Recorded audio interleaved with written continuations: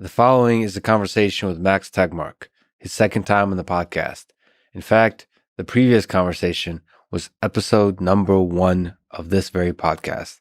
He is a physicist and artificial intelligence researcher at MIT, co-founder of the Future of Life Institute, and author of Life 3.0, Being Human in the Age of Artificial Intelligence. He's also the head of a bunch of other huge, fascinating projects and has written a lot of different things that you should definitely check out. He has been one of the key humans who has been outspoken about long-term existential risks of AI and also its exciting possibilities and solutions to real-world problems.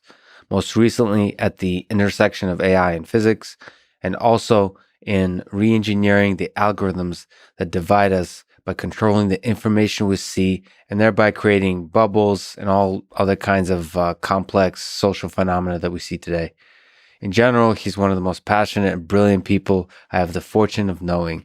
I hope to talk to him many more times on this podcast in the future.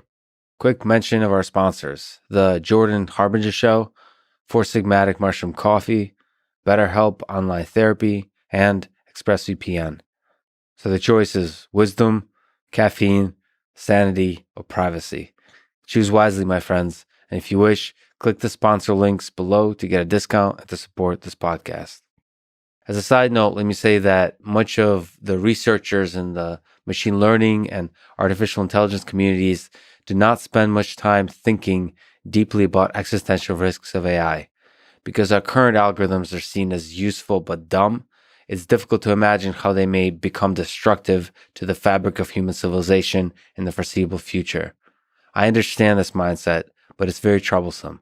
To me, this is both a dangerous and uninspiring perspective, reminiscent of a lobster sitting in a pot of lukewarm water that a minute ago was cold. I feel a kinship with this lobster. I believe that already the algorithms that drive our interaction on social media have an intelligence and power that far outstrip the intelligence and power of any one human being. Now really is the time to think about this, to define the trajectory of the interplay of technology and human beings in our society. I think that the future of human civilization very well may be at stake over this very question of the role of artificial intelligence in our society. If you enjoy this thing, subscribe on YouTube, review it on Apple Podcasts, follow on Spotify, support on Patreon, or connect with me on Twitter at Lex Fridman.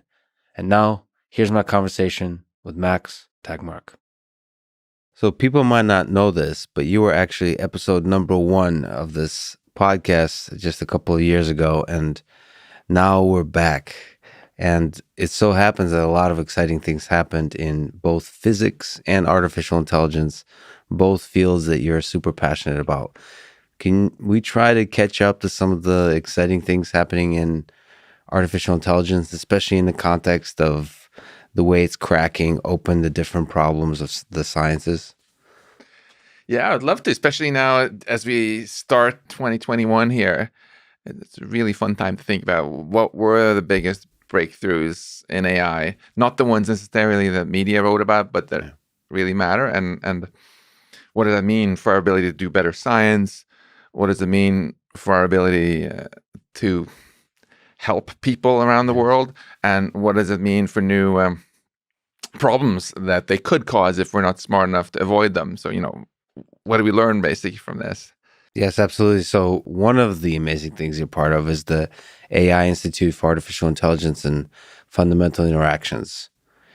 What's up with this institute? What are you working on? What are you thinking about? The idea is something I'm very on fire with, which is basically AI meets physics. And, it's been almost 5 years now since I shifted my own MIT research from physics to machine learning. And in the beginning, I noticed a lot of my colleagues, even though they were polite about it, were like kind of, what is Max doing? What is this weird stuff? He's lost his mind. But then gradually, I, together with some colleagues, were able to persuade more and more of the other professors in our physics department to get interested in this. And now we got this amazing NSF center, so $20 million for the next 5 years, MIT and a bunch of neighboring universities here also. And I noticed now those colleagues who were looking at me funny have stopped asking what the point is of this, because it's becoming more clear. And I really believe that, of course, AI can help physics a lot to do better physics, but physics can also help AI a lot, both by building better hardware. My colleague Marin Soljacic, for example, is working on an optical chip for much faster machine learning, where the computation is done not by moving electrons around, but by moving photons around. Dramatically less energy use, faster, better. We can also help AI a lot, I think, by having a different set of tools and a different, maybe more audacious attitude. AI has, to a significant extent, been an engineering discipline where you're just trying to make things that work, and being more interested in maybe selling them than in figuring out exactly how they work and proving theorems about that they will always work, right? Yeah. Contrast that with physics. When Elon Musk sends a rocket to the International Space Station, they didn't just train with machine learning. Oh, let's fire it a little bit more to the left, a bit more to the right. Oh, that also missed. Let's try here. No, we figured out Newton's laws of gravitation and got other things, and got a really deep fundamental understanding. And that's what gives us such confidence in rockets. And my vision is that in the future, all machine learning systems that actually have impact on people's lives will be understood at a really, really deep level, right? So we trust them not because some sales rep told us to, but because they've earned our trust. We can, in really safety critical things, even prove that they will always do, what we expect them to do. That's very much the physics mindset. So it's interesting if you look at big breakthroughs that have happened in machine learning this year, from dancing robots, is pretty fantastic. Not just because it's cool, but if you just think about not that many years ago, this YouTube video at this DARPA challenge where the MIT robot comes out of the car and face plants. Yeah. How far we've come in just a few years. Similarly, AlphaFold 2, crushing the protein folding problem. We can talk more about implications for medical research and stuff, but hey, that's huge progress. You can look at GPT-3 that can spout off English text, which sometimes really, really blows you away. Yeah. You can look at Google, at DeepMind's Mu0, which doesn't just kick our butt in Go and chess and shogi, but also in all these Atari games, and you don't even have to teach it the rules now.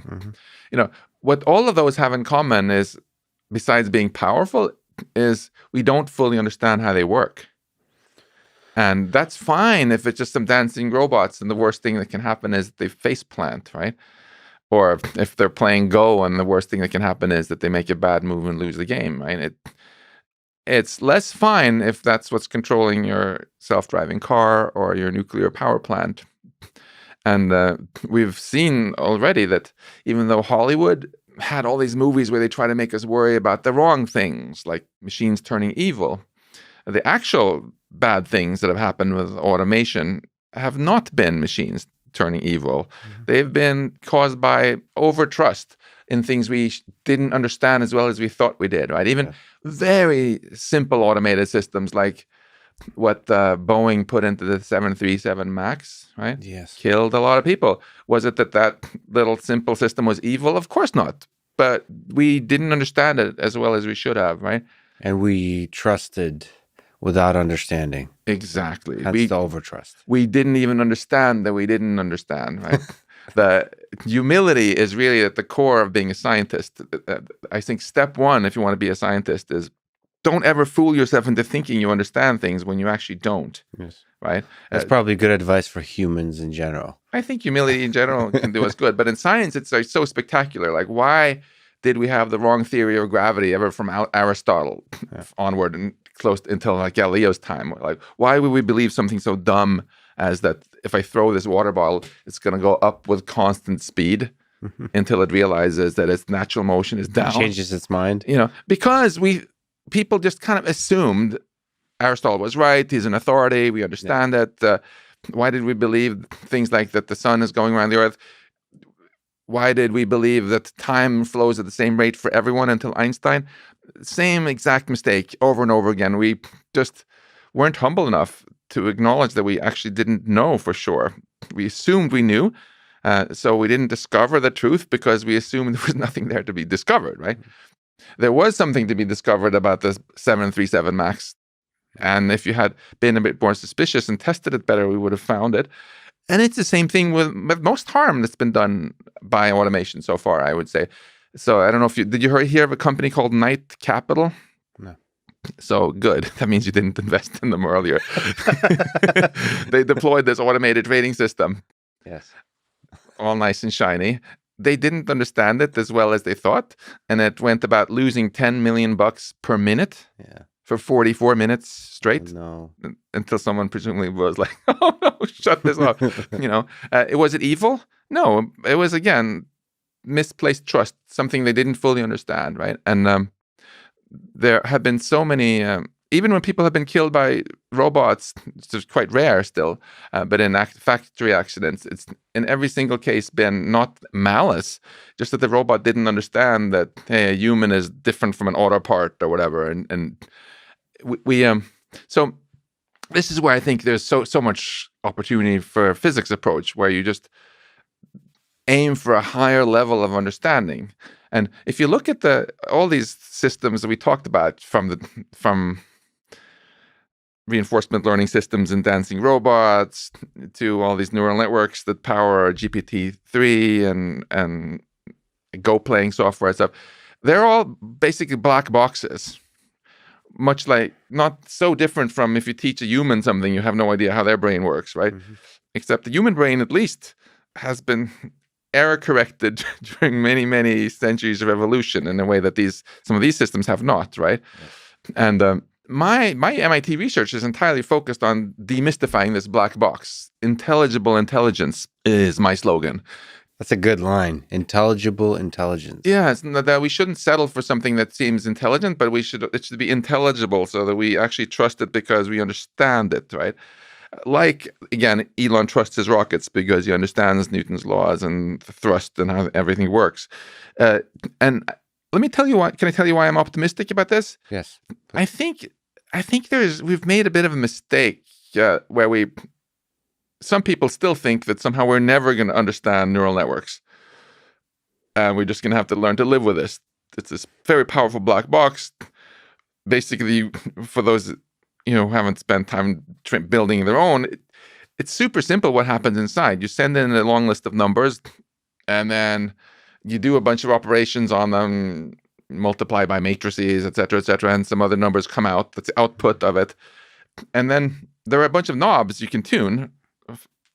And when you change them, it affects the computation, the input-output relation. And then you just give the computer some definition of good, and it keeps optimizing these knobs until it performs as good as possible. And often you go like, wow, that's really good. This robot can dance. Or this machine is beating me at chess now. And in the end, you have something which, even though you can look inside it, you have very little idea of how it works. You can print out tables of all the millions of parameters in there. Is it crystal clear now how it's working? No, of course not, right? So many of my colleagues seem willing to settle for that. And I'm like, no, that's like the halfway point. Some have even gone as far as sort of guessing that the inscrutability of this is where some of the power comes from, and sort of some sort of mysticism. I think that's total nonsense. I think the real power of neural networks comes not from inscrutability, but from differentiability. And what I mean by that is simply that the output changes only smoothly if you tweak your knobs. And then you can use all these powerful methods we have for optimization in science. We can just tweak them a little bit and see, did that get better or worse? That's the fundamental idea of machine learning, that the machine itself can keep optimizing until it gets better. Suppose you wrote this an algorithm instead in Python or some other programming language, and then what the knobs did was they just changed random letters in your code. That would just epically fail, right? You change one thing, and instead of saying print, it says synth, syntax error. You don't even know, was that for the better or for the worse, right? This to me is this is what I believe is the fundamental power of neural networks. And just to clarify, the changing of the different letters in a program would not be a differentiable process. It would make it an invalid program, typically, and then you wouldn't even know if you changed more letters if it would make it work again, right? So that's the magic of neural networks. The inscrutability, the differentiability, that every setting of the parameters is a program, and you can tell is it better or worse, right? And so you don't like the poetry of the mystery of neural networks as the source of its power? I generally like poetry, but not in this case. It's so misleading, and it above all, it shortchanges us. It makes us underestimate the good things we can accomplish. Because so what we've been doing in my group is basically step one: train the mysterious neural network to do something well. Mm-hmm.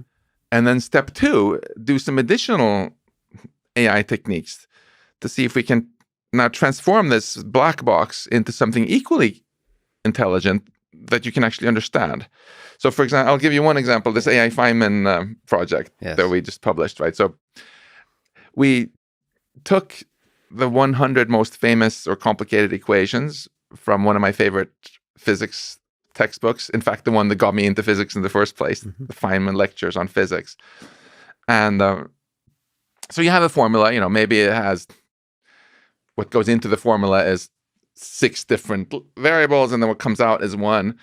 So then you can make like a giant Excel spreadsheet with 7 columns. Mm-hmm. You put in just random numbers for the 6 columns for those 6 input variables, and then you calculate with a formula the 7th column, the output. So maybe it's like the force equals, in the last column, some function of the other. And now the task is, okay, if I don't tell you what the formula was, can you figure that out from looking at my spreadsheet I gave you? Yes. This problem is called symbolic regression. Mm-hmm. If I tell you that the formula is what we call a linear formula, so it's just that the output is some sum of all the things inputted times some constants, that's the famous easy problem we can solve. We do it all the time in science and engineering. But the general one, if it's more complicated functions with logarithms or cosines or other math, it's a very, very hard one and probably impossible to do fast in general, just because the number of formulas with n symbols just grows exponentially, just like the number of passwords you can make grow dramatically with length. But we had this idea that if you first have a neural network that can actually approximate the formula, you just trained it, even if you don't understand how it works, that can be the first step towards actually understanding how it works. So that's what we do first. And then we study that neural network now and put in all sorts of other data that wasn't in the original training data and use that to discover simplifying properties of the formula.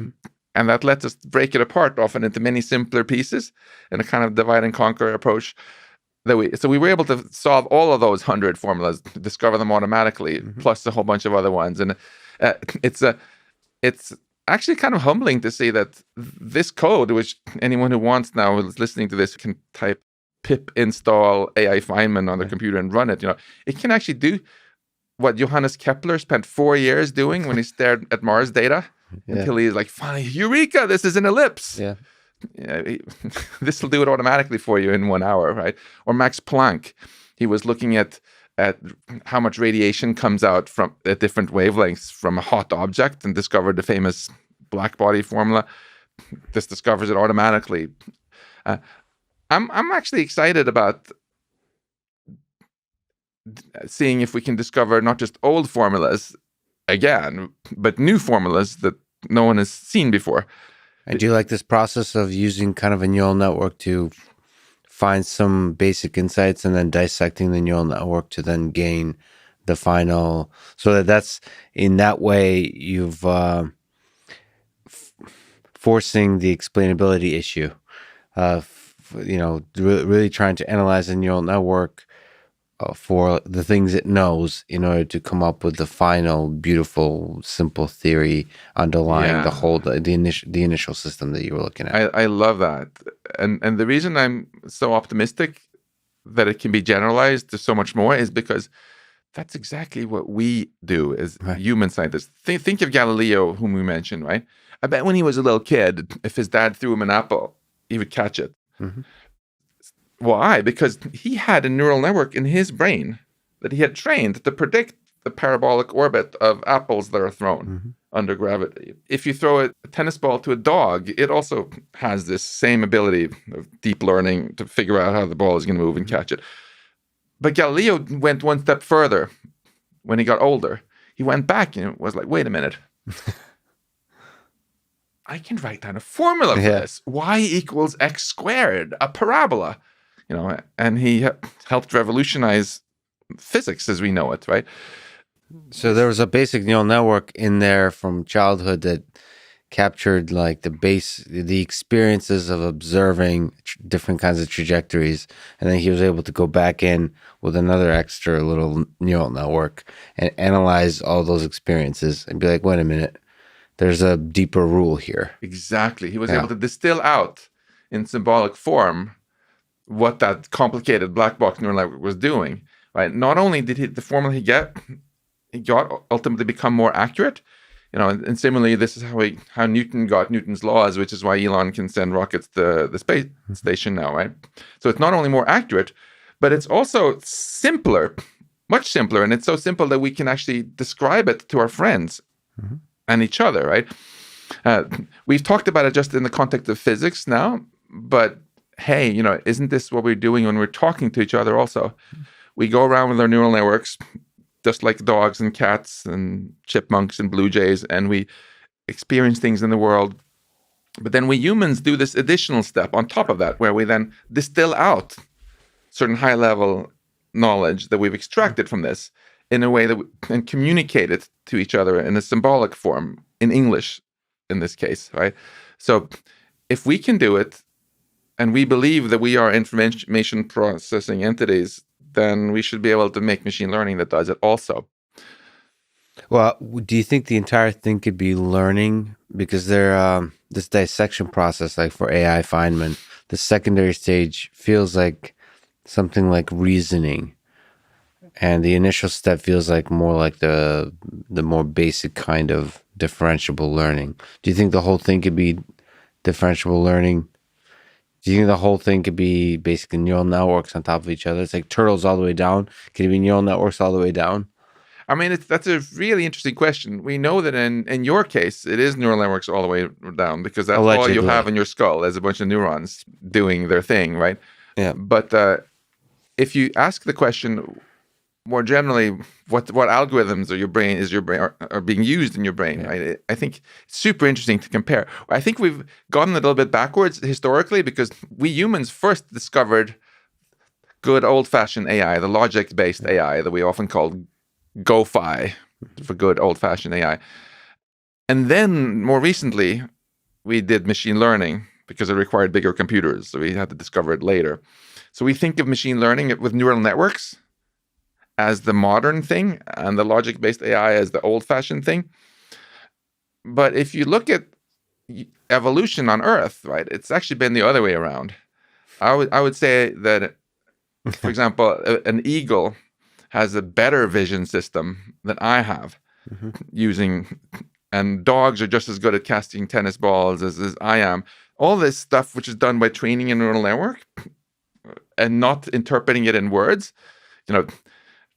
is something so many of our animal friends can do, at least as well as us, right? What is it that we humans can do that the chipmunks and the eagles cannot? It's more to do with this logic-based stuff, right? Where we can extract out information in symbols, in language, and now even with equations if you're a scientist, right? So basically what happened was, first we built these computers that could multiply numbers real fast and manipulate symbols, and we felt they were pretty dumb. And then we made neural networks that can see as well as a cat can and do a lot of this inscrutable black box neural networks. What we humans can do also is put the two together in a useful way. Yes. So artificial in our own brain. Yes, in our own brain. So if we ever want to get artificial general intelligence that can do all jobs as well as humans can, right? Then that's what's going to be required, to be able to combine the neural networks with symbolic. Combine the old AI with the new AI in a good way. We do it in our brains. And there seems to be basically two strategies I see in industry now. One scares the heebie-jeebies out of me, and the other one I find much more encouraging. Okay, which one? Can we break them apart? Which of the two?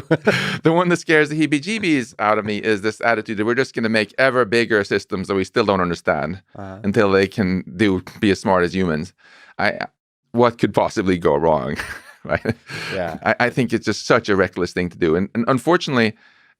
And if we actually succeed as a species to build artificial general intelligence, and we still have no clue how it works, I think at least 50% chance we're going to be extinct before too long. It's just going to be an utter epic own goal. So it's that 44-minute losing money problem, or like the paperclip problem, like where we don't understand how it works, and it just in a matter of seconds runs away in some kind of direction that's going to be very problematic. Even long before you have to worry about the machines themselves somehow deciding to do things, and to us, we have to worry about people using machines that are short of AGI in power to do bad things. I mean, just take a moment, and if anyone who's not worried particularly about advanced AI, just take 10 seconds and just think about your least favorite leader on the planet right now. Don't tell me who it is. I want to keep this apolitical,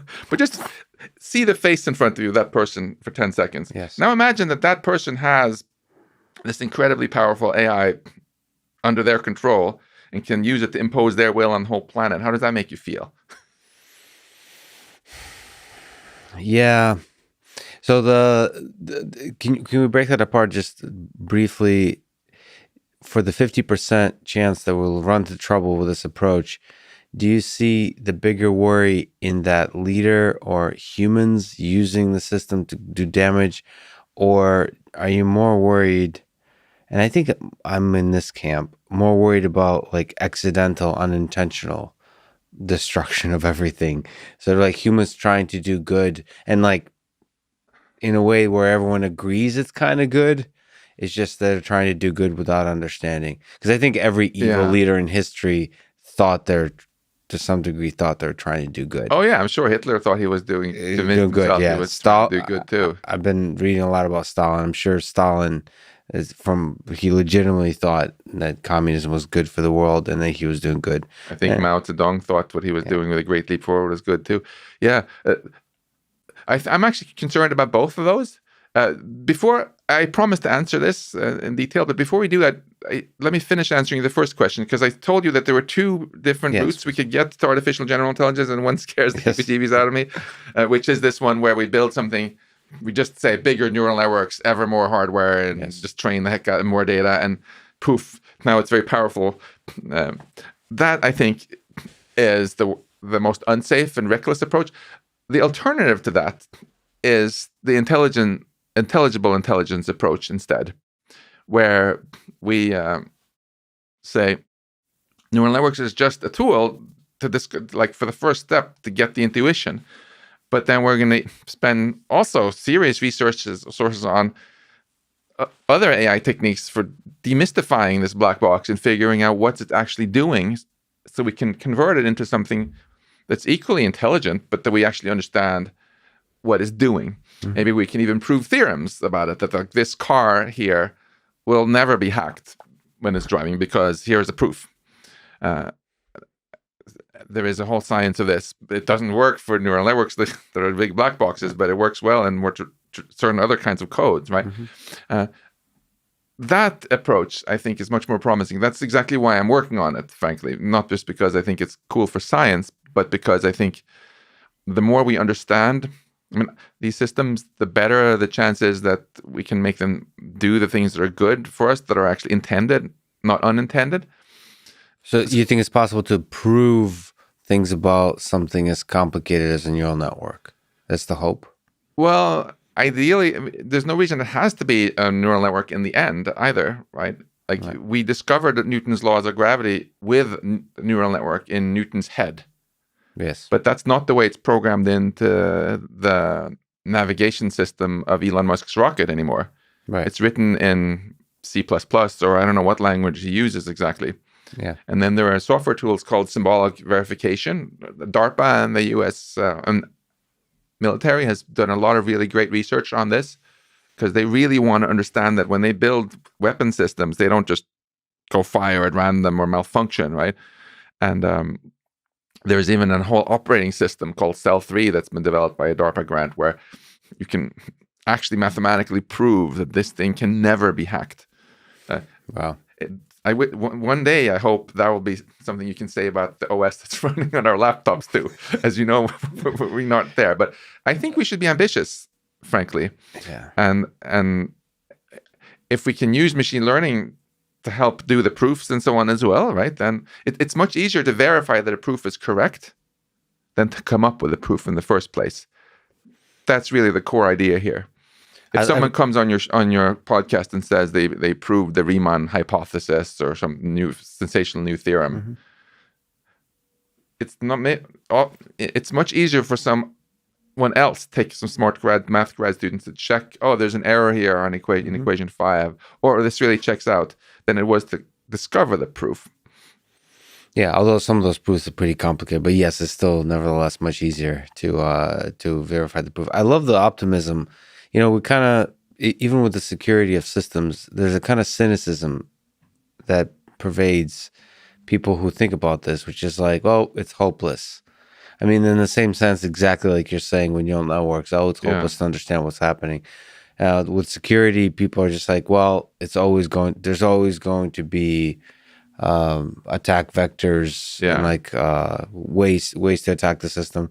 But you're right, we're just very new with these computational systems. We're new with these intelligent systems, and it's not out of the realm of possibility. Just like people that understand the movement of the stars and the planets and so on. Yeah, it's entirely possible that like within, hopefully soon, but it could be within 100 years, we start to have an obvious like laws of gravity about intelligence. Yeah. And God forbid about consciousness too. That one is agreed. You know, I think, of course, if you're selling computers that get hacked a lot, that's in your interest as a company that people think it's impossible to make it safe. So nobody's going to get the idea of suing you. But I want to really inject optimism here. It's absolutely possible to do much better than we're doing now. And your laptop does so much stuff. You don't need the music player to be super safe in your future self-driving car, right? If someone hacks it and starts playing music you don't like, the world won't end. But what you can do is you can break out and say that the drive computer that controls your safety must be completely physically decoupled entirely from the entertainment system. And it must physically be such that it can't take on over-the-air updates while you're driving. And it can have ultimately some operating system on it, which is symbolically verified and proven that it's always going to do what it's supposed to do, right? And we can basically have, and companies should take that attitude too. They should look at everything they do and say, what are the few systems in our company that threaten the whole life of the company if they get hacked, and have the highest standards for them. And then they can save money by going for the El Cheapo, poorly understood stuff for the rest. This is very feasible, I think. And coming back to the bigger question about that you worried about, that there'll be unintentional failures, I think there are two quite separate risks here, right? We talked a lot about one of them, which is that the goals are noble of the human. Mm-hmm. The human says, I want this airplane to not crash, because this is not Muhammad Atta now flying the airplane, right? And now there's this technical challenge of making sure that the autopilot is actually going to behave as the pilot wants. If you set that aside, there's also the separate question: how do you make sure that the goals of the pilot are actually aligned with the goals of the passenger? How do you make sure very much more broadly that if we can all agree as a species that we would like things to kind of go well for humanity as a whole, that the goals are aligned here? Mm-hmm. The alignment problem. And there's been a lot of progress in the sense that there's suddenly huge amounts of research going on about it. I'm very grateful to Elon Musk for giving us that money 5 years ago so we could launch the first research program on technical AI safety and alignment. There's a lot of stuff happening. But I think we need to do more than just make sure little machines do always what their owners do. That wouldn't have prevented September 11 if Mohammed Atta said, okay, autopilot, please fly into World Trade Center, and it's like, okay. That even happened in a different situation. There was this depressed pilot named Andreas Lubitz, right, who told his Germanwings passenger jet to fly into the Alps. He just told the computer to change the altitude to 100 meters or something like that. And you know what the computer said? What? Okay. Okay. And it had the freaking topographical map of the Alps in there. It had GPS, everything. No one had bothered teaching it even the basic kindergarten ethics of like, no, we never want airplanes to fly into mountains under any circumstances. And so we have to think beyond just the technical issues and think about how do we align in general incentives on this planet for the greater good. So starting with simple stuff like that, every airplane that has a computer in it should be taught whatever kindergarten ethics it's smart enough to understand. Like, no, don't fly into fixed objects. If the pilot tells you to do so, then go on autopilot mode, send an email to the cops and land at the nearest airport. Any car with a forward-facing camera should just be programmed by the manufacturer so that it will never accelerate into a human ever. Mm-hmm. That would avoid things like the Nice attack and many horrible terrorist vehicle attacks where they deliberately did that, right? This was not some sort of thing, US and China, different views on. No, there was not a single car manufacturer in the world, right, who wanted the cars to do this. They just hadn't thought to do the alignment. And if you look at more broadly problems that happen on this planet, the vast majority have to do with poor alignment. I mean, think about, let's go back really big, because I know you're so good at that. Big, yeah. So long ago in evolution, we had these genes. Yeah. And they wanted to make copies of themselves. That's really all they cared about. So some genes said, hey, I'm going to build a brain on this body I'm in so that I can get better at making copies of myself. Yes. And then they decided, for their benefit, to get copied more, to align your brain's incentives with their incentives. So it didn't want you to starve to death, so it gave you an incentive to eat. Yes. And it wanted you to make copies of the genes. So it gave you incentive to fall in love and do all sorts of naughty things to make copies of itself, right? Yeah. So that was successful value alignment done on the genes. Mm-hmm. They created something more intelligent than themselves, but they made sure to try to align the values. Mm-hmm. But then something went a little bit wrong against the idea of what the genes wanted, because a lot of humans discovered, hey, we really like this business about sex that the genes have made us enjoy, but we don't want to have babies right now. Yeah. So we're going to hack the genes and use birth control. Yeah. And I really feel like drinking a Coca-Cola right now, but I don't want to get a potbelly, so I'm going to drink Diet Coke. We have all these things we've figured out, because we're smarter than the genes, how we can actually subvert their intentions. So it's not surprising that we humans now, when we're in the role of these genes, creating other non-human entities with a lot of power, have to face the same exact challenge. How do we make other powerful entities have incentives that are aligned with ours, and so they won't hack them? Corporations, for example, right? We humans decided to create corporations because it can benefit us greatly. Now all of a sudden there's a supermarket. I can go buy food there. I don't have to hunt. Awesome. And then to make sure that this corporation would do things that were good for us and not bad for us, we created institutions to keep them in check.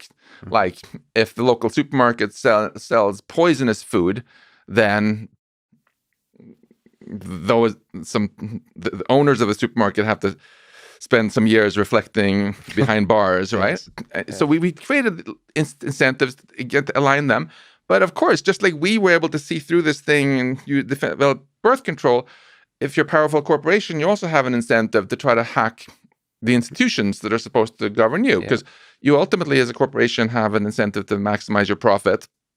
Just like you have an incentive to maximize the enjoyment your brain has, not for your genes. So if they can figure out a way of bribing regulators, then they're going to do that. In the US, we kind of caught on to that and made laws against corruption and bribery.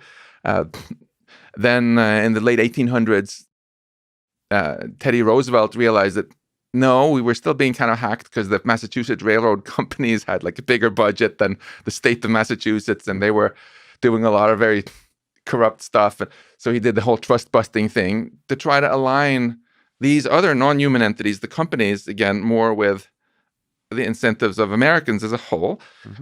But it's not surprising, though, that this is a battle you have to keep fighting. Now we have even larger companies than we ever had before.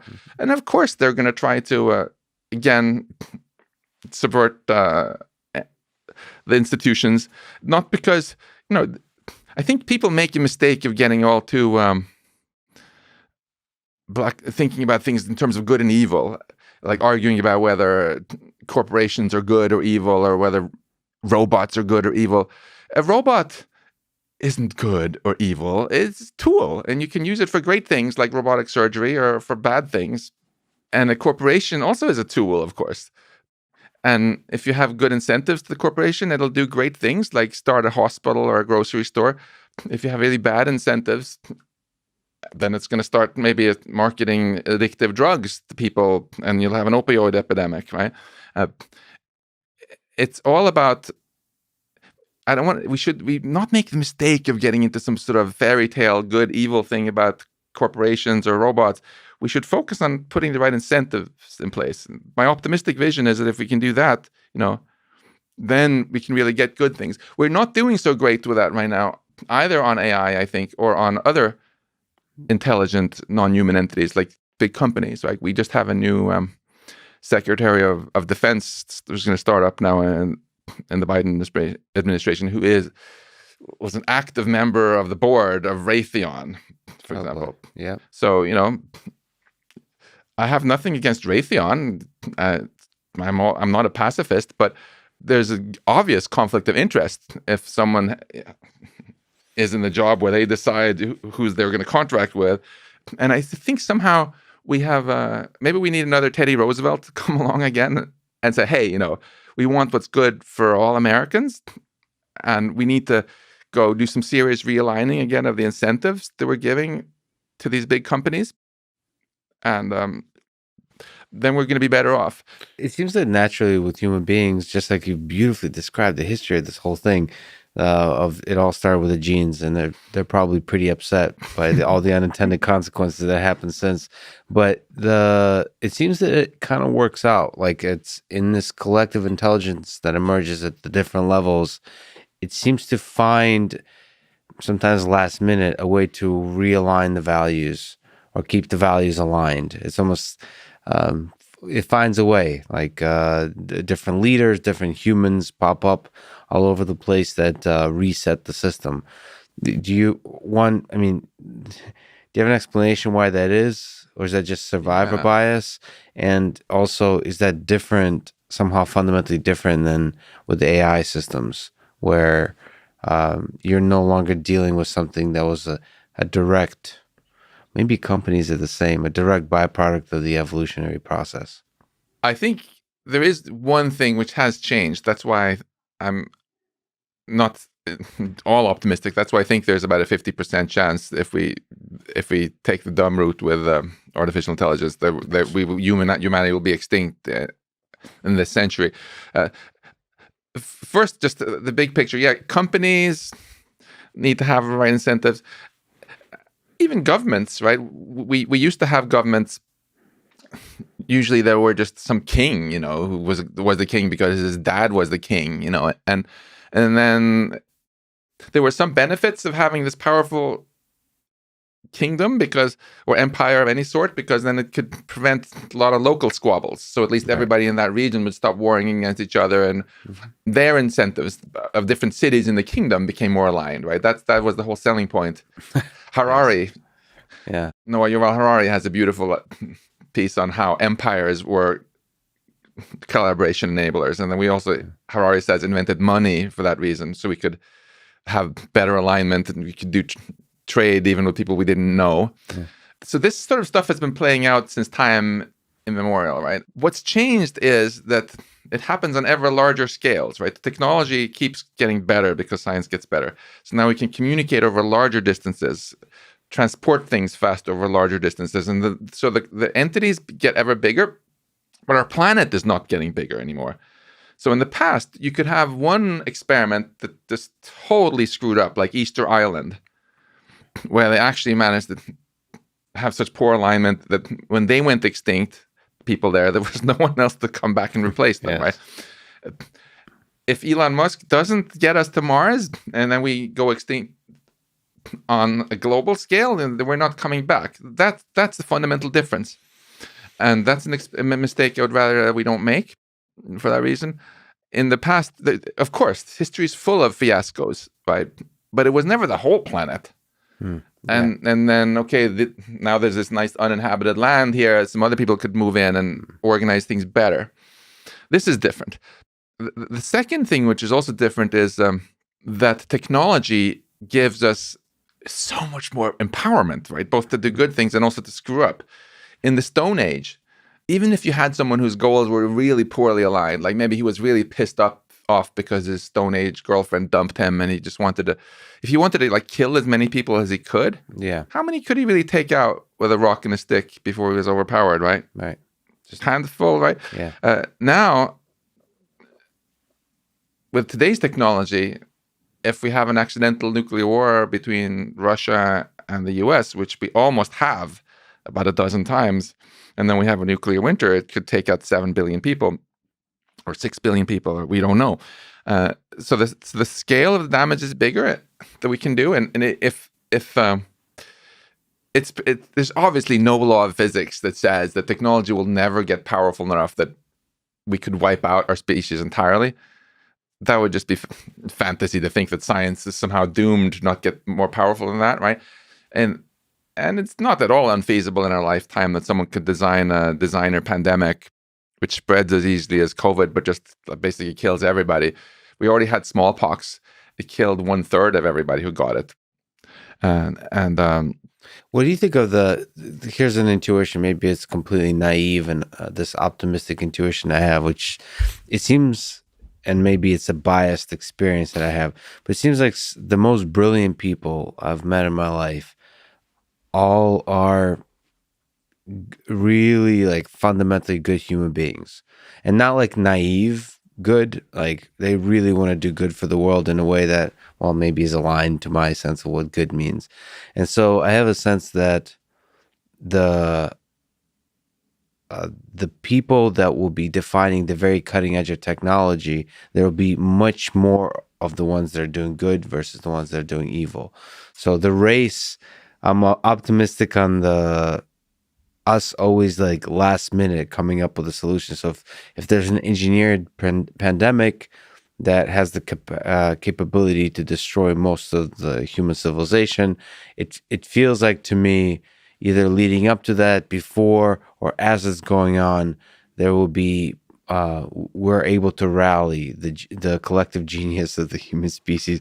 I could tell by your smile that you're at least some percentage doubtful, but could that be a fundamental law of human nature, that evolution only creates like karma is beneficial, good is beneficial, and therefore we'll be all right? I hope you're right. I would love it if you're right, if there's some sort of law of nature that says that we always get lucky in the last second because of karma. But I prefer not playing it so close and gambling on that. And I think, in fact, I think it can be dangerous to have too strong faith in that, because it makes us complacent. Like if someone tells you never have to worry about your house burning down, then you're not going to put in a smoke detector, because why would you need to, right? Even if it's sometimes very simple precautions, we don't take them. If we're like, oh, the government is going to take care of everything for us, I can always trust my politicians, we abdicate our own responsibility. I think it's a healthier attitude to say, maybe things will work out. Maybe I'm actually going to have to myself step up and take responsibility. And the stakes are so huge. I mean, if we do this right, we can develop all this ever more powerful technology and cure all diseases and create a future where humanity is healthy and wealthy for not just the next election cycle, but like billions of years throughout our universe, that's really worth working hard for, and not just, sitting and hoping for some sort of fairy tale karma. Well, I just mean, so you're absolutely right. From the perspective of the individual, like for me, like the primary thing should be to take responsibility and to build the solutions that your skill set allows to build. Which is a lot. I think we underestimate often very much how much good we can do. Right. If you or anyone listening to this is completely confident that our government would do a perfect job on handling any future crisis with engineered pandemics or future AI, I ask you to reflect a bit on what actually happened in 2020. And do you feel that the government, by and large around the world, has handled this flawlessly? That's a really sad and disappointing reality that hopefully is a wake-up call for everybody. For the scientists, for the engineers, for the researchers in AI especially. It was disappointing to see how inefficient we were at at collecting the right amount of data in a privacy-preserving way, and spreading that data and utilizing that data to make decisions, all that kind of stuff. Yeah, I think when something bad happens to me, I made myself a promise many years ago that I would not be a whiner. So when something bad happens to me, of course, it's you have to process the disappointment, but then I try to focus on what did I learn from this that can make me a better person in the future. And there's usually something to be learned when I fail. And I think we should all ask ourselves, what can we learn from the pandemic about how we can do better in the future? And you mentioned there's a really good lesson. We were not as resilient as we thought we were. And we were not as prepared, maybe, as we wish we were. You can even see very stark contrasts around the planet. South Korea, right? They have over 50 million people. Do you know how many deaths they have from COVID last time I checked? No. It's about 500. Why is that? Well, the short answer is that they had prepared. They were incredibly quick to get on it with very rapid testing and contact tracing and so on, which is why they never had more cases than they could contact trace effectively, right? Mm-hmm. They never even had to have the kind of big lockdowns we had in the West. Mm-hmm. But the deeper answer to it's not just the Koreans are just somehow better people. The reason I think they were better prepared was because they had already had a pretty bad hit from the SARS pandemic, mm-hmm. or which never became a pandemic, something like 17 years ago, I think. Mm-hmm. So it's kind of fresh memory that, we need to be prepared for pandemics. So they were, right? And so maybe this is a lesson here for all of us to draw from COVID, that rather than just wait for the next pandemic or the next problem with AI getting out of control or anything else, maybe we should just actually set aside a tiny fraction of our GDP to have people very systematically do some horizon scanning and say, okay, what are the things that could go wrong?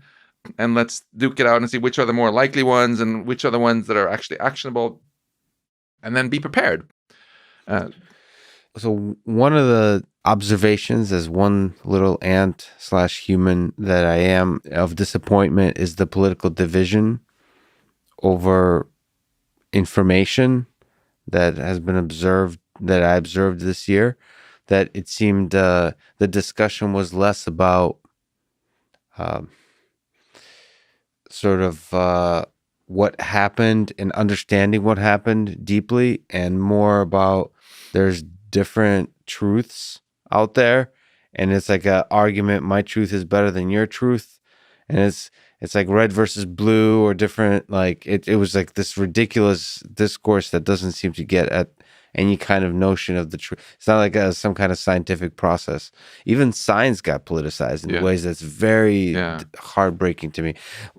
You have an exciting project on the AI front of trying to rethink you mentioned corporations. There's one of the other collective intelligence systems that have emerged through all of this is social networks, and just the internet is the spread of information on the internet, our ability to share that information. There's all different kinds of news sources and so on. And so you said, like, let's from first principles, let's rethink how we think about the news, how we think about information. Can you talk about this amazing effort that you're undertaking? Oh, I'd love to. This has been my big COVID project. I've spent nights and weekends on ever since the lockdown. To segue into this, actually, let me come back to what you said earlier, that you had this hope that in your experience, people you felt were very talented, were often idealistic and wanted to do good. Frankly, I feel the same about all people, by and large. There are always exceptions, but I think the vast majority of everybody, regardless of education and whatnot, really are fundamentally good, right? So how can it be that people still do so much nasty stuff, right? Mm-hmm. I think it has everything to do with this, with the information that we're given. Yes. If you go into Sweden 500 years ago and you start telling all the farmers that those Danes in Denmark, they're so terrible people, and we have to invade them. Yes. Because they've done all these terrible things that you can't fact check yourself. A lot of Swedes did that, right? We're seeing so much of this today in the world, both geopolitically, where we are told that China is bad and Russia is bad and Venezuela is bad, and people in those countries are often told that we are bad. And we also see it at a micro level, where people are told that, those who voted for the other party are bad people. It's not just an intellectual disagreement, but they're bad people. And we're getting ever more divided. And so how do you reconcile this with this intrinsic goodness in people? I think it's pretty obvious that it has, again, to do with this, with the information that we're fed and given, right? We evolved to live in small groups where you might know 30 people in total, right? So you then had a system that was quite good for assessing who you could trust and who you could not. And if someone told you that, Joe there is a jerk, but you had interacted with him yourself and seen him in action, and you would quickly realize maybe that that's actually not quite accurate, right? But now that the most people on the planet are people we've never met, it's very important that we have a way of trusting the information we're given. And so where does the news project come in? Well, throughout history, you can go read Machiavelli, from the 1400s, and you'll see how already then they were busy manipulating people with propaganda and stuff.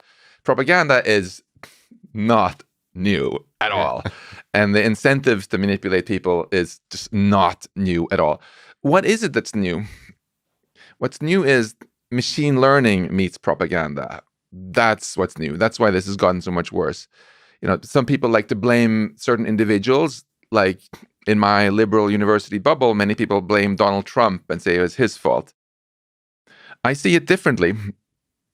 I think Donald Trump just had this extreme skill at playing this game in the machine learning algorithm age. A game he couldn't have played 10 years ago. So what's changed? What's changed is, Facebook and Google and other companies, and I'm not bad-mouthing them. I have a lot of friends who work for these companies, good people. They deployed machine learning algorithms, just to increase their profit a little bit, to just maximize the time people spent watching ads. And they had totally underestimated how effective they were going to be. This was, again, the black box, non-intelligible intelligence. Mm-hmm. They just noticed, we're getting more ad revenue. Great. It took a long time until they even realized why and how damaging this was for society. Because, of course, what the machine learning figured out was that the by far most effective way of gluing you to your little rectangle was to show you things that triggered strong emotions, anger, etc., resentment. And if it was true or not didn't really matter. It was also easier to find stories that weren't true if you weren't limited. That's just a limitation to show people. That's a very limiting factor. And before long, we got these amazing filter bubbles on a scale we had never seen before. Yeah. Couple this to the fact that also the online news media were so effective that they killed a lot of print journalism. There's less than half as many journalists now in America, I believe, as there was, a generation ago. You just couldn't compete with the online advertising. So all of a sudden, most people are not even reading newspapers. They get their news from social media.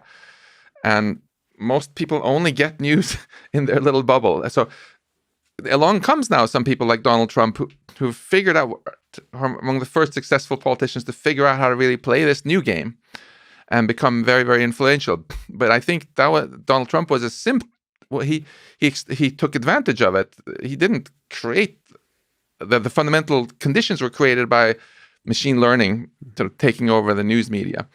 So this is what motivated my little COVID project here. So, I said before, machine learning and tech in general is not evil, but it's also not good. It's just a tool that you can use for good things or bad things. And as it happens, machine learning in news was mainly used by the big players, big tech, to manipulate people into watch as many ads as possible, which had this unintended consequence of really screwing up our democracy and fragmenting it into filter bubbles.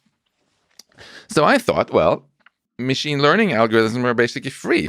They can run on your smartphone for free also if someone gives them away to you, right? There's no reason why they only have to help the big guy to manipulate the little guy. They can just as well help the little guy to see through all the manipulation attempts from the big guy. So did this project. It's called, you can go to improvethenews.org. The first thing we've built is just a little news aggregator.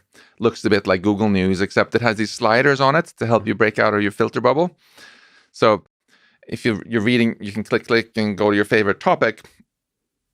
And then if you just slide the left-right slider all the way over to the left. There's two sliders, right? Yeah. There's the most obvious one is the one that has left-right labeled on it. You go to the left, you get one set of articles, you go to the right, you see a very different truth appearing. Oh, that's literally left and right on the political spectrum. On the political spectrum. Yeah, so if you're reading about immigration, for example, it's very, very noticeable. And I think step one, always, if you want to not get manipulated, is just to be able to recognize the techniques people use. So it's very helpful to just see how they spin things on the two sides. I think many people are under the misconception that the main problem is fake news. It's not. I had an amazing team of MIT students where we did an academic project to use machine learning to detect the main kinds of bias over the summer. And yes, of course, sometimes there's fake news where someone just claims something that's false, right? Like, oh, Hillary Clinton just got divorced or something. Yes. But what we see much more of is actually just omissions. If you go to, there's some stories which just won't be mentioned by the left or the right because it doesn't suit their agenda. And then they'll instead mention other ones very, very, very much. So, for example, we've had a number of stories about the Trump family's financial dealings. And then there's been a bunch of stories about the Biden family's, Hunter Biden's financial dealings, right? Surprise, surprise, they don't get equal coverage on the left and the right. Right. One side loves to cover the Hunter Biden stuff, and one side loves to cover the Trump. You can never guess which is which, right? But the great news is if you're a normal American citizen and you dislike corruption in all its forms, then slide, you can just look at both of sides, and you'll see all the those political corruption stories. It's really liberating to just take in both sides, the spin on both sides. It somehow unlocks your mind to think on your own, to realize that I don't know. It's the same thing that was useful, right, in Soviet Union times for when everybody was much more aware that they're surrounded by propaganda. Right? It's so interesting what you're saying, actually. So Noam Chomsky, used to be our MIT colleague, once said that propaganda is to democracy what violence is to totalitarianism.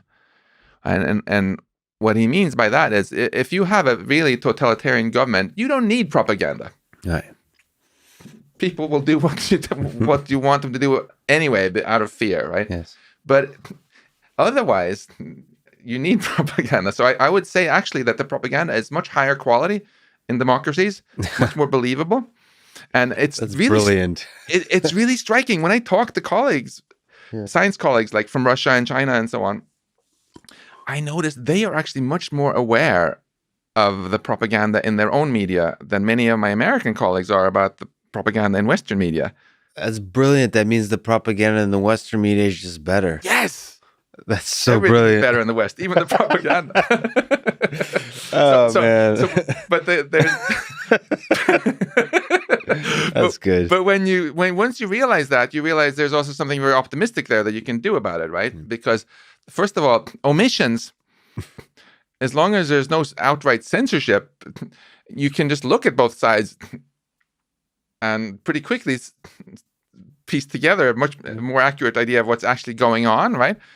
And develop a natural skepticism too. Yeah. Just an analytical, scientific mind about the way you take in the information. Yeah. And I think I have to say, sometimes I feel that some of us in the academic bubble are too arrogant about this and somehow think, oh, it's just people who aren't as educated adults who are fooled. Yeah. When we are often just as gullible also, we read only our media and don't see through things. Anyone who looks at both sides like this and compares a little will immediately start noticing the shenanigans being pulled. And I think what I try to do with this app is that the big tech has to some extent tried to blame the individual for being manipulated, much like big tobacco tried to blame the individuals entirely for smoking. And a little later on, our government stepped up and said, actually, you can't just blame little kids for starting to smoke. We have to have more responsible advertising and this and that. I think it's a bit the same here. It's very convenient for big tech to blame. So it's just people who are so dumb and get fooled. Yeah. The blame usually comes in saying, oh, it's just human psychology. People just want to hear what they already believe. But Professor David Rand at MIT actually partly debunked that with a really nice study showing that people tend to be interested in hearing things that go against what they believe if it's presented in a respectful way. Like, suppose, for example, that you have a company and you're just about to launch this project and you're convinced it's going to work. And someone says, Lex, I hate to tell you this, but this is going to fail. And here's why. Would you be like, shut up, I don't want to hear it? La, la, la, la, la, la, la, la. Yeah. Would you? You would be interested, right? Yes. And also, if you're on an airplane, back in the pre-COVID times, and the guy next to you is clearly from the opposite side of the political spectrum, but is very respectful and polite to you, wouldn't you be kind of interested to hear a bit about how he or she thinks about things? Of course. Right? But it's not so easy to find out respectful disagreement now because, like, for example, if you are a Democrat and you're like, oh, I want to see something on the other side, so you just go Breitbart.com. Mm-hmm. And then after the first 10 seconds, you feel deeply insulted by something, and it's not going to work. Or if you take someone who votes Republican and they go to something on the left, and they just get very offended very quickly by them having put a deliberately ugly picture of Donald Trump on the front page or something. It doesn't really work. So this news aggregator also has this nuance slider, which you can pull to the right, and then to make it easier to get exposed to actually more sort of academic style or more respectful that's brilliant. Portrayals of different views. And finally, the one kind of bias I think people are mostly aware of is the left-right, right? Because it's so obvious, because both left and right are very powerful here, right? Both of them have well-funded TV stations and newspapers, and it's kind of hard to miss. But there's another one, the establishment slider, which is also really fun. I love to play with it. And that's more about corruption. Yes. Because if you have a society where almost all the powerful entities want you to believe a certain thing, that's what you're going to read in both the big media, mainstream media on the left and on the right, of course. And powerful companies can push back very hard. Like tobacco companies pushed back very hard back in the day when some newspapers started writing articles about tobacco being dangerous. So that it was hard to get a lot of coverage about it initially. And also, if you look geopolitically, right? Of course, in any country, when you read their media, you're mainly going to be reading a lot about articles about how our country is the good guy and the other countries are the bad guys, right? So if you want to have a really more nuanced understanding, like the Germans used to be told that the British used to be told that the French were the bad guys, and the French used to be told that the British were the bad guys. Now they visit each other's countries a lot and have a much more nuanced understanding. I don't think there's going to be any more wars between France and Germany. But on the geopolitical scale, it's just as much as ever, a big Cold War now, US, China, and so on. And if you want to get a more nuanced understanding of what's happening geopolitically, then it's really fun to look at this establishment slider, because it turns out there are tons of little newspapers, both on the left and on the right, who sometimes challenge establishment and say, maybe we shouldn't actually invade Iraq right now. Maybe this weapons of mass destruction thing was BS. If you look at the journalism research afterwards, you can actually see that quite clearly, that both CNN and Fox were very pro, let's get rid of Saddam, there are weapons of mass destruction. Then there were a lot of smaller newspapers. They were like, wait a minute, this evidence seems a bit sketchy, and maybe but of course, they were so hard to find. Most people didn't even know they existed, right? Yet it would have been better for American national security if those voices had also come up. I think it harmed America's national security, actually, that we invaded Iraq. And arguably, there's a lot more interest in that kind of thinking, too, from those small sources. So, like, when you say big, it's more about kind of the reach of the broadcast. But it's not big in terms of the interest. I think there's a lot of interest in that kind of anti-establishment, or like skepticism towards, out of the box thinking. There's a lot of interest in that kind of thing. Do you see this news project or something like it being basically taking over the world as the main way we consume information? Like, how do we get there? Like, how do we, so, okay, the idea is brilliant. You're calling it your little project in 2020, but how does that become the new way we consume information? I hope, first of all, just to plant a little seed there, because normally the big barrier of doing anything in media is you need a ton of money, but this cost me no money at all. I've just been paying myself. You pay a tiny amount of money each month to Amazon to run the thing in their cloud. Yeah. There will never be any ads. The point is not to make any money off of it. And we just train machine learning algorithms to classify the articles and stuff. So it just kind of runs by itself. So if it actually gets good enough at some point that it starts catching on, it could scale. And if other people carbon copy it and make other versions that are better, that's the more the merrier. I think there's a real opportunity for machine learning to empower the individual against the powerful players. It's, as I said in the beginning here, it's been mostly the other way around so far, that the big players have the AI and then they tell people this is the truth, this is how it is. But it can just as well go the other way around. And when the internet was born, actually, a lot of people had this hope that maybe this will be a great thing for democracy, make it easier to find out about things. And maybe machine learning and things like this can actually help again. And I have to say, I think it's more important than ever now, right? Because this is very linked also to the whole future of life, as we discussed earlier, right? We're getting this ever more powerful tech, It's pretty clear if you look on the 1 or 2 generation, 3 generation time scale that there are only 2 ways this can end geopolitically. Yeah. Either it ends great for all humanity, or it ends terribly for all of us. There's really no in between. We're so stuck in because technology knows no borders, and you can't have people fighting when the weapons just keep getting ever more powerful. Indefinitely. Eventually, the luck runs out, and right now we have. I love America, but the fact of the matter is, what's good for America is not opposite in the long term to what's good for other countries. It would be if this was some sort of zero-sum game, like it was thousands of years ago, when the only way one country could get more resources was to take land from other countries, because that was basically the resource, right? You look at the map of Europe, some countries kept getting bigger and smaller, endless wars.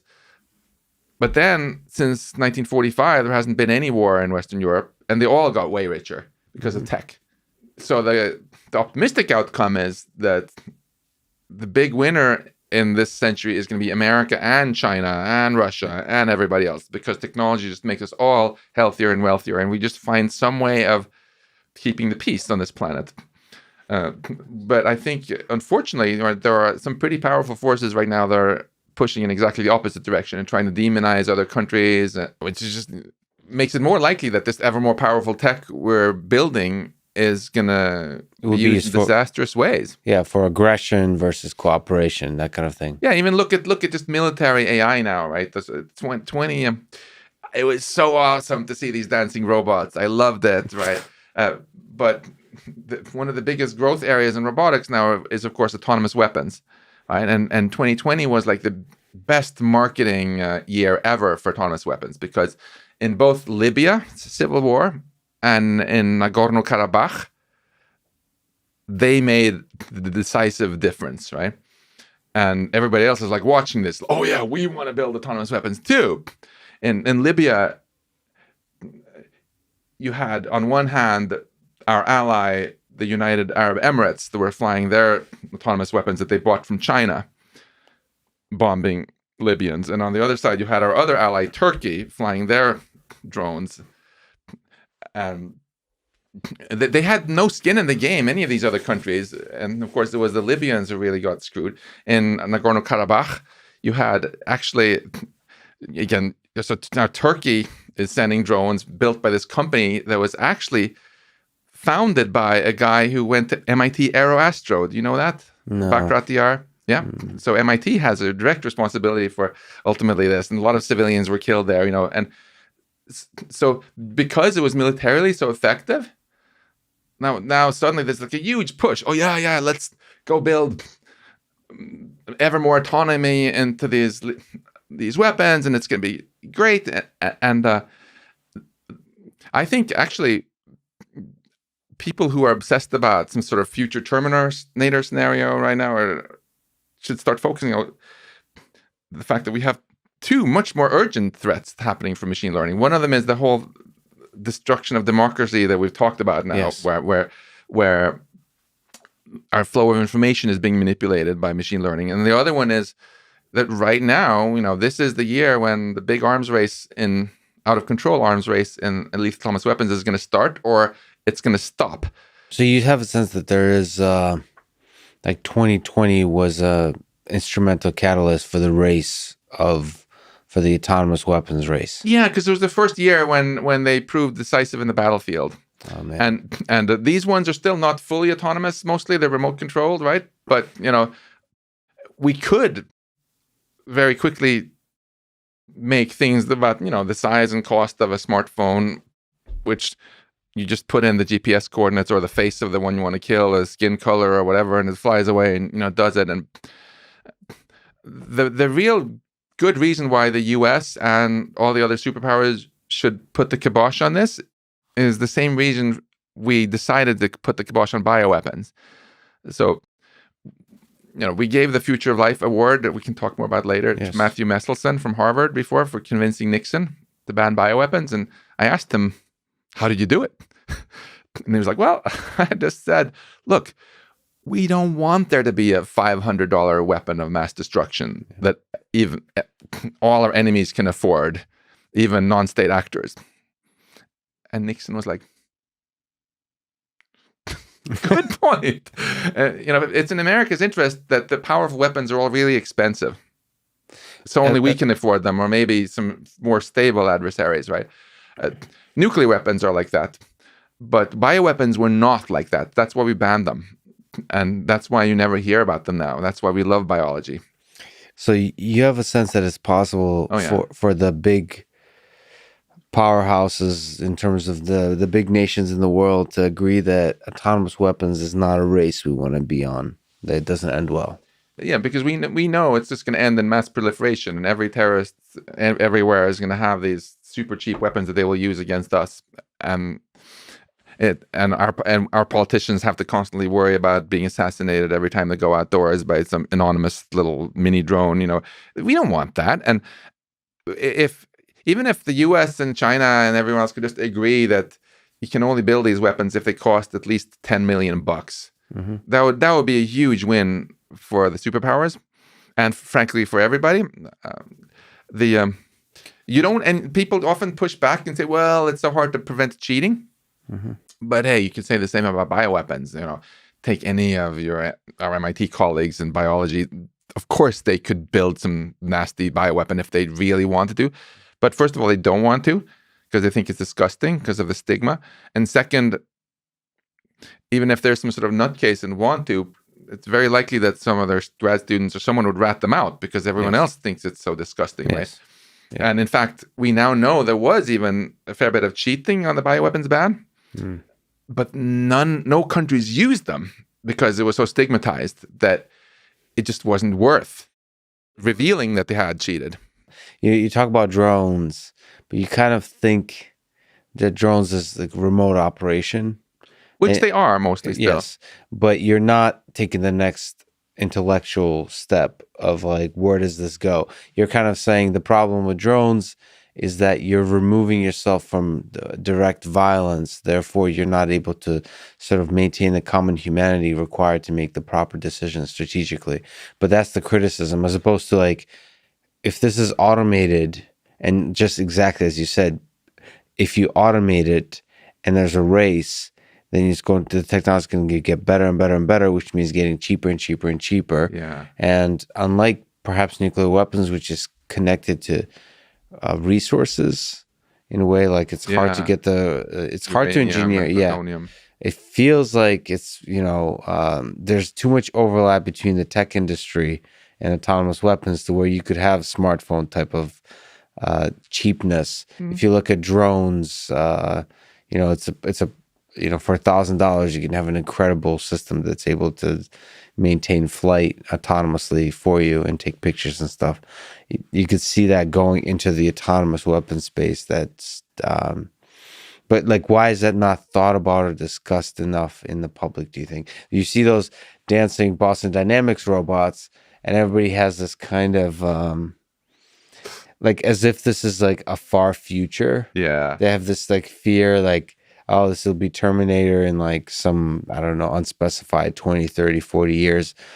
And they don't think about, well, this is like some much less dramatic version of that is actually happening now. It's not going to be legged. It's not going to be dancing, but it's already has the capability to use artificial intelligence to kill humans. Yeah. The Boston Dynamics leg robots, I think the reason we imagine them holding guns is just because you've all seen Arnold Schwarzenegger, right?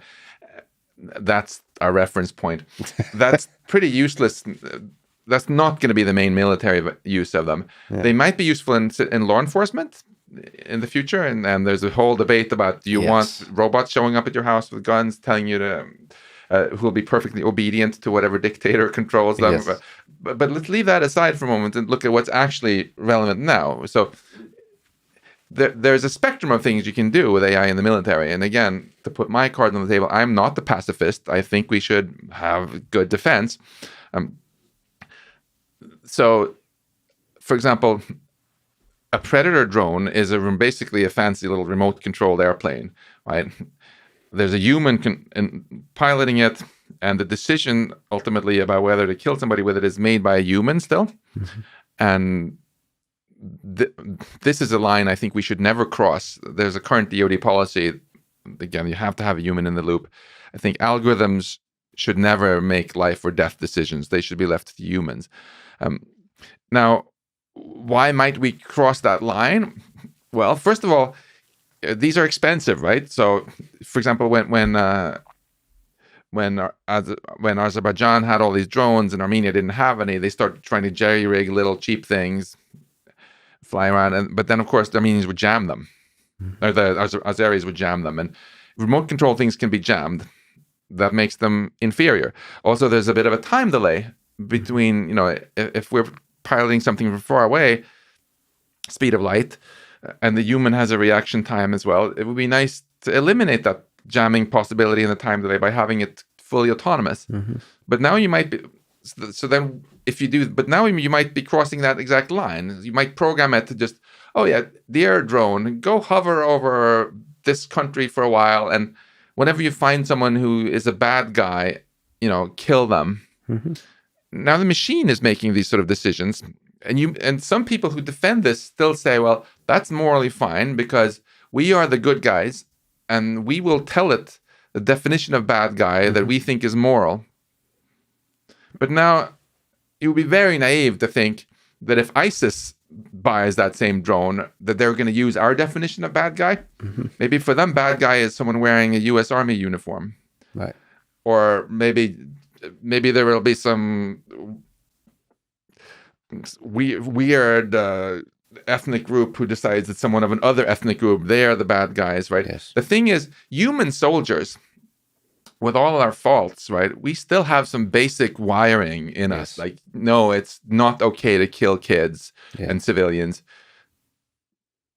And Thomas' weapon has none of that. It's just going to do whatever is programmed. It's like the perfect Adolf Eichmann on steroids. Like, they told him, Adolf Eichmann, we want you to do this and this and this to make the Holocaust more efficient. And he was like, jawohl. And off he went and did it, right? Yeah. Do we really want to make machines that are like that, like completely amoral, and will take the user's definition of who's the bad guy? And do we then want to make them so cheap that all our adversaries can have them? Like, what could possibly go wrong? That's I think the big argument for why we want to this year really put the kibosh on this. And I think you can tell there's a lot of very active debate even going on within the U.S. military, and undoubtedly in other militaries around the world also, about whether we should have some sort of international agreement to at least require that these weapons have to be above a certain size and cost, so that things just don't totally spiral out of control. And finally, just for your question about, is it possible to stop it? Because some people tell me, oh, just give up, But again, so Matthew Messelson, again, from Harvard, right, who the bioweapons hero, he had exactly this criticism also with bioweapons. People were like, how can you check for sure that the Russians aren't cheating?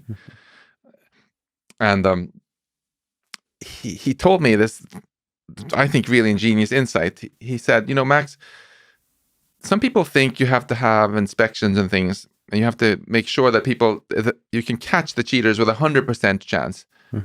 You don't need 100%, he said. 1% is usually enough.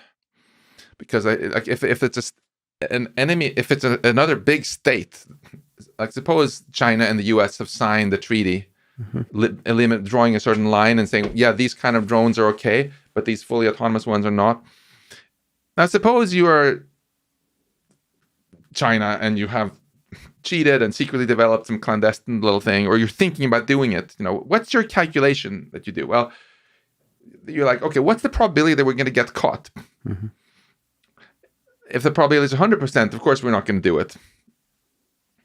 But if the probability is 5% that we're going to get caught, then it's going to be like a huge embarrassment for us. Yeah. And it doesn't have, we still have our nuclear weapons anyway, so it doesn't really make an enormous difference in terms of deterring the US, And that feeds the stigma that you kind of establish, like this fabric, this universal stigma over the thing. Exactly. So it's very reasonable for them to say, well, we probably get away with it, but if we don't, then the US will know we cheated, and then they're going to go full tilt with their program and say, look, the Chinese are cheaters, and now we have all these weapons against us, and that's bad.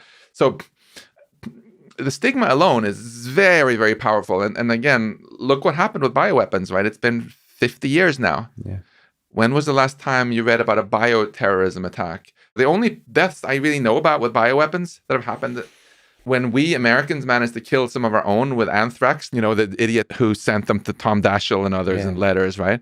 And similarly, in Sverdlovsk in the Soviet Union, they had some anthrax in some lab there. Maybe they were cheating or who knows, and it leaked out and killed a bunch of Russians.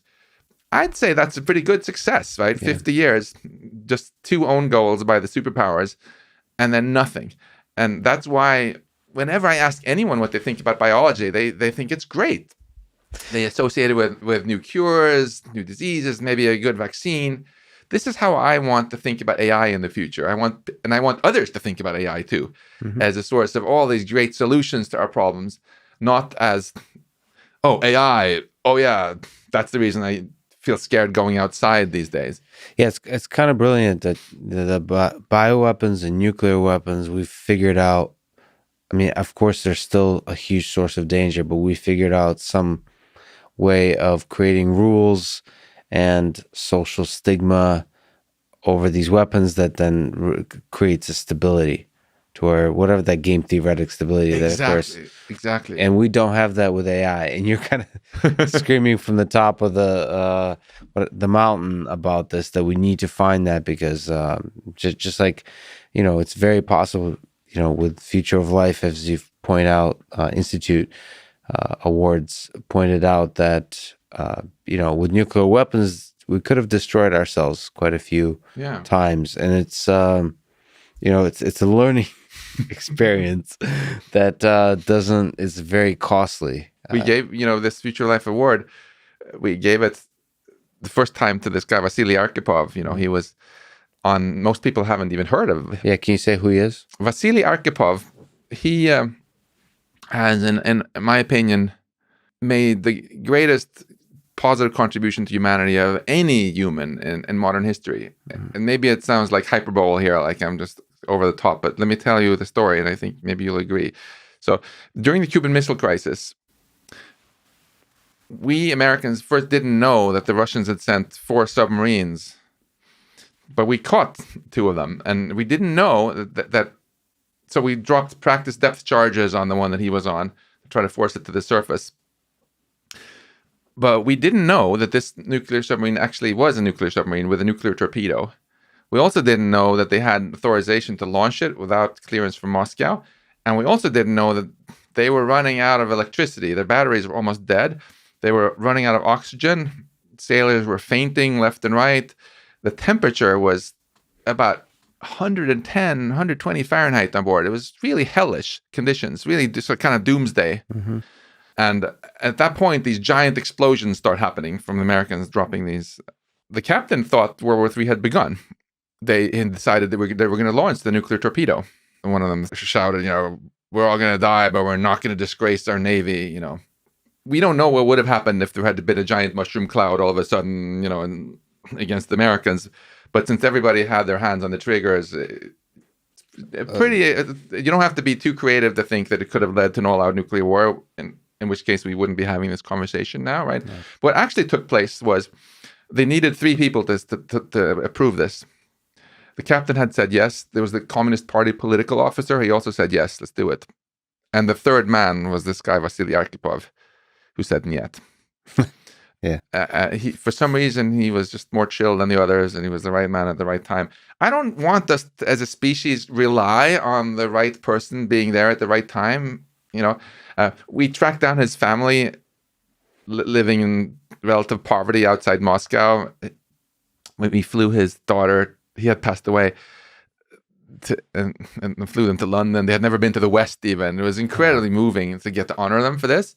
The next year, we gave this Future Life Award to Stanislav Petrov. Have you heard of him? Yes. So he was in charge of the Soviet early warning station, which was built with Soviet technology and honestly not that reliable. It said that there were 5 U.S. missiles coming in. Again, if they had launched at that point, we probably wouldn't be having this conversation. Yeah. He decided, based on just mainly gut instinct, to just not escalate this. And I'm very glad he wasn't replaced by an AI that was just automatically following orders. And then we gave the third one to Matthew Messelson. Last year, we gave this award to these guys who actually use technology for good, not avoiding something bad, but for something good. The guys who eliminated this disease, which is way worse than COVID, that had killed 500 million people in its final century. Smallpox, right? So we mentioned it earlier. COVID, on average, kills less than 1% of people who get it. Smallpox, about 30%. And they just ultimately, Viktor Zhdanov and Bill Foege, most of my colleagues have never heard of either of them. One American, one Russian. did this amazing effort. Not only was Zhdanov able to get the US and the Soviet Union to team up against smallpox during the Cold War, but Bill Foege came up with this ingenious strategy for making it actually go all the way to defeat the disease without funding for vaccinating everyone. And as a result, we haven't had we went from 15 million deaths the year I was born in smallpox. So what do we have in COVID now? A little bit short of 2 million, right? Yes. To 0 deaths, of course, this year and forever. There have been 200 million people, they estimate, who would have died since then by smallpox had it not been for this. So isn't science awesome? Yeah, that when you use it for good? And the reason we want to celebrate these sort of people is to remind them of this. Science is so awesome when you use it for good. And those awards actually, the variety there paints a very interesting picture. So the first two are looking at. It's kind of exciting to think that these average humans, in some sense, that they're products of billions of other humans that came before them, evolution, and some little. You said gut, but there's something in there that stopped the annihilation of the human race. And that's a magical thing, but that's like this deeply human thing. And then there's the other aspect where that's also very human, which is to build solution to the existential crises that we're facing, like to build it, to take the responsibility and to come up with different technologies and so on. Yeah. And both of those are deeply human. The gut and the mind, whatever that is. Yeah, and the best is when they work together. Arkhipov, I wish I could have met him, of course, but he had passed away. He was really a fantastic military officer, combining all the best traits that we in America admire in our military. Because, first of all, he was very loyal, of course. He never even told anyone about this during his whole life, even though you think he had some bragging rights, right? Yes. But he just was like, this is just business, just doing my job. It only came out later after his death.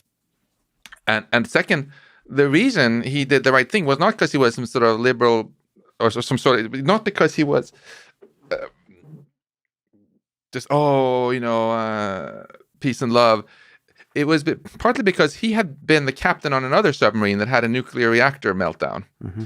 And it was his heroism that helped contain this. That's why he died of cancer later also. But he's seen many of his crew members die. And I think for him, that gave him this gut feeling that, if there's a nuclear war between the US and the Soviet Union, the whole world is going to go through what I saw my dear crew members suffer through. It wasn't just an abstract thing for him. I think it was real. And second, though, not just the gut, the mind, right? He was, for some reason, just a very level-headed personality and a very smart guy, which is exactly what we want our best fighter pilots to be also, right? I never forget Neil Armstrong when he's landing on the moon and almost running out of gas. Mm-hmm. And he doesn't even change, when they say 30 seconds, he doesn't even change the tone of voice, just keeps going. Arkhipov, I think, was just like that. So when the explosions start going off and his captain is screaming and we should nuke them and all, he's like, I don't think the Americans are trying to sink us. I think they're trying to send us a message. That's pretty badass. Yes, coolness. Because he said, if they wanted to sink us, and he said, listen, it's alternating. One loud explosion on the left, one on the right. One on the left, one on the right. He was the only one who noticed this pattern. And he's like, I think this is them trying to send us a signal that they want us to surface, and they're not going to sink us. And somehow, this is how he then managed to ultimately, with his combination of gut and also just cool analytical thinking, was able to de-escalate the whole thing. And so this is some of the best in humanity. I guess coming back to what we talked about earlier, it's the combination of the neural network, the instinctive, with I'm getting tearing up here, getting emotional. But he was just, he is one of my superheroes, having both the gut, the heart, and the mind combined. And especially in that time, there's something about this is in America, people are used to this kind of idea of being the individual, of like on your own thinking. Yeah. I think in the Soviet Union, under communism, it's actually much harder to do that. Oh yeah, he he didn't get any accolades either when he came back for this, right? They just wanted to hush the whole thing up. Yeah, there's echoes of that with Chernobyl. There's all kinds of that's one. That's a really hopeful thing, that amidst big centralized powers, whether it's companies or states, there's still the power of the individual to think on their own, to act. But I think we need to think of people like this not as a panacea we can always count on, but rather as a wake-up call. Yes. So because of them, because of Arkhipov, we are alive to learn from this lesson, to learn from the fact that we shouldn't keep playing Russian roulette and almost have a nuclear war by mistake now and then, because relying on luck is not a good long-term strategy. If you keep playing Russian roulette over and over again, the probability of surviving just drops exponentially with time. Yeah. And if you have some probability of having an accidental nuke war every year, the probability of not having one also drops exponentially. I think we can do better than that. Yeah. So I think the message is very clear. Once in a while, shit happens. And there's a lot of very concrete things we can do to reduce the risk of things like that happening in the first place. On the AI front, if we could just link on that for a second. So you're friends with, you often talk with Elon Musk throughout history. You've did a lot of interesting things together. He has a set of fears about the future of artificial intelligence, AGI. Do you have a sense, we've already talked about the things we should be worried about with AI. Do you have a sense of the shape of his fears in particular about AI, of which subset of what we've talked about, whether it's creating, it's that direction of creating sort of these giant computational systems that are not explainable, they're not intelligible intelligence, or is it and then, like, as a branch of that, is it the manipulation by big corporations of that, or individual evil people to use that for destruction, or the unintentional consequences? Do you have a sense of where his thinking is on this? From my many conversations with Elon, I certainly have a model of how he thinks. It's actually very much like the way I think also. I'll elaborate on it a bit. I just want to push back on when you said evil people.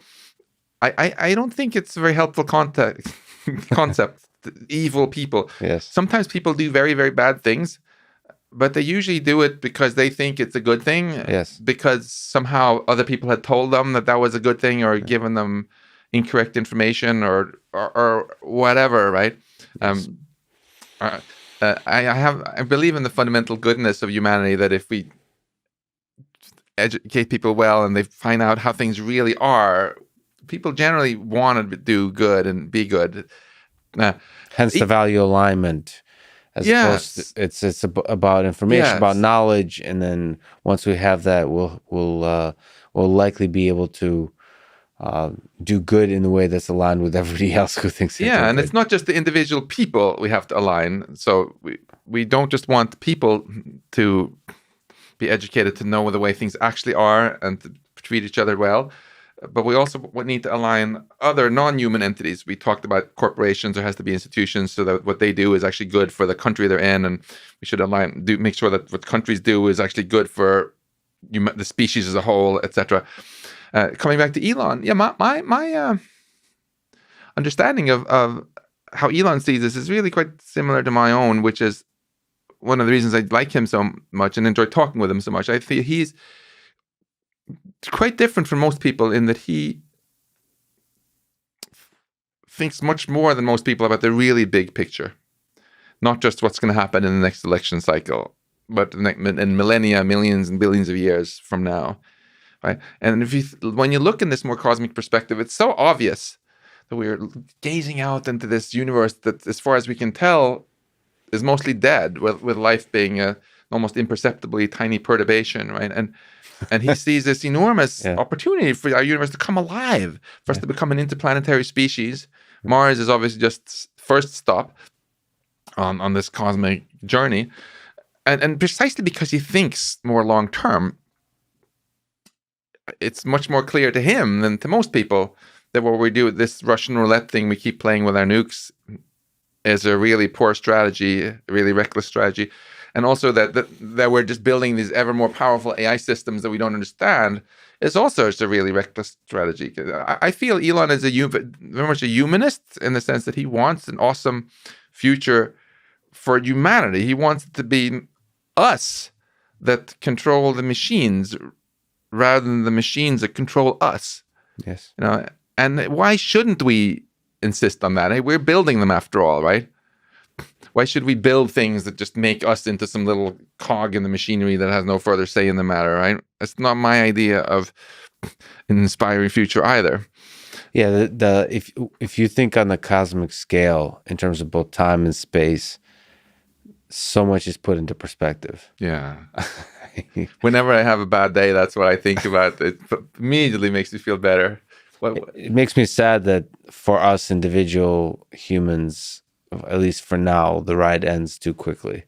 That we don't get to experience the cosmic scale. Yeah, I mean, I think of our universe sometimes as an organism that has only begun to wake up a tiny bit. Just like when the very first little glimmers of consciousness you have in the morning when you start coming around. Before the coffee. Before the coffee. Even before you get out of bed, before you even open your eyes. It start to wake up a little bit. Oh, there's something here,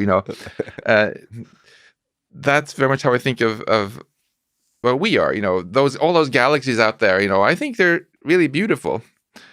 But why are they beautiful? They're beautiful because conscious entities are actually observing them and experiencing them through our telescopes.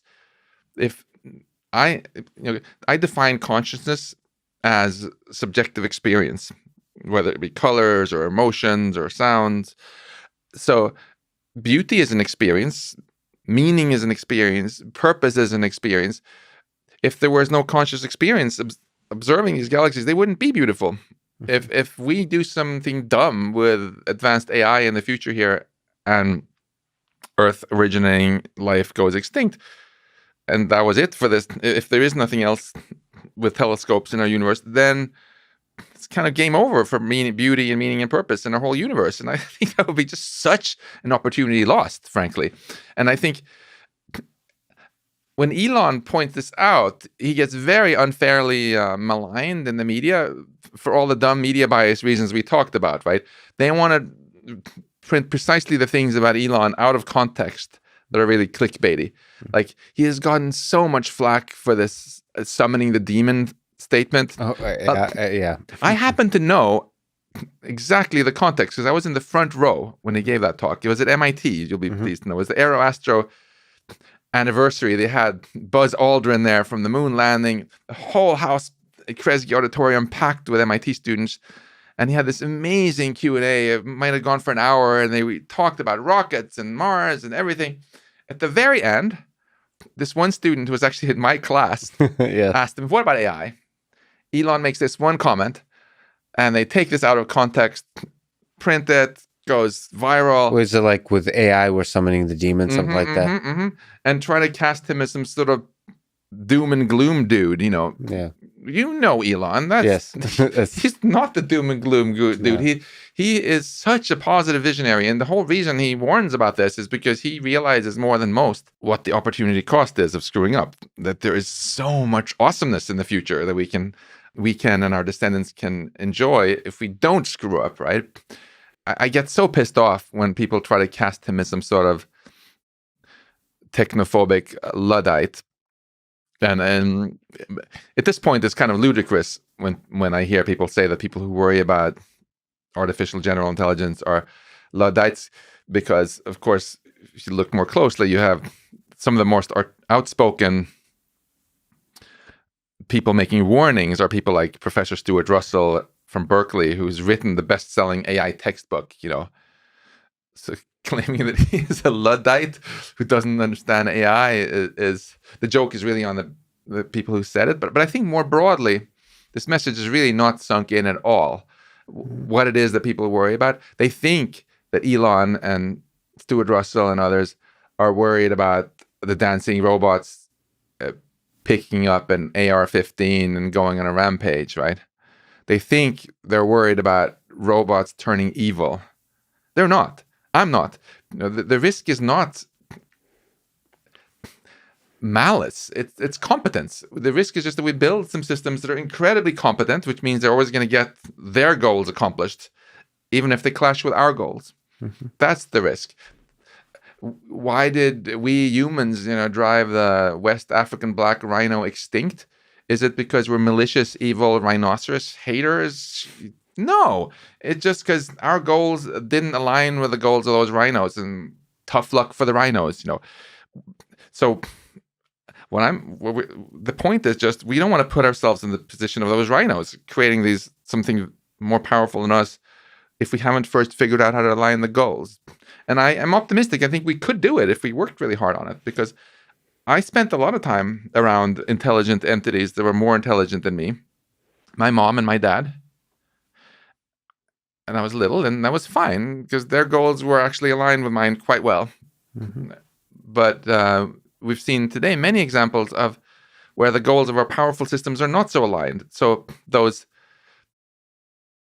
click-through optimization algorithms that have polarized social media, right? They were actually pretty poorly aligned with what was good for democracy, it turned out.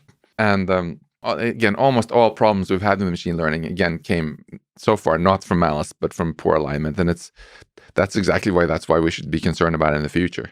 Do you think it's possible that with systems like Neuralink and brain-computer interfaces, again, thinking of the cosmic scale, Elon's talked about this, but others have as well throughout history, of figuring out how the exact mechanism of how to achieve that kind of alignment.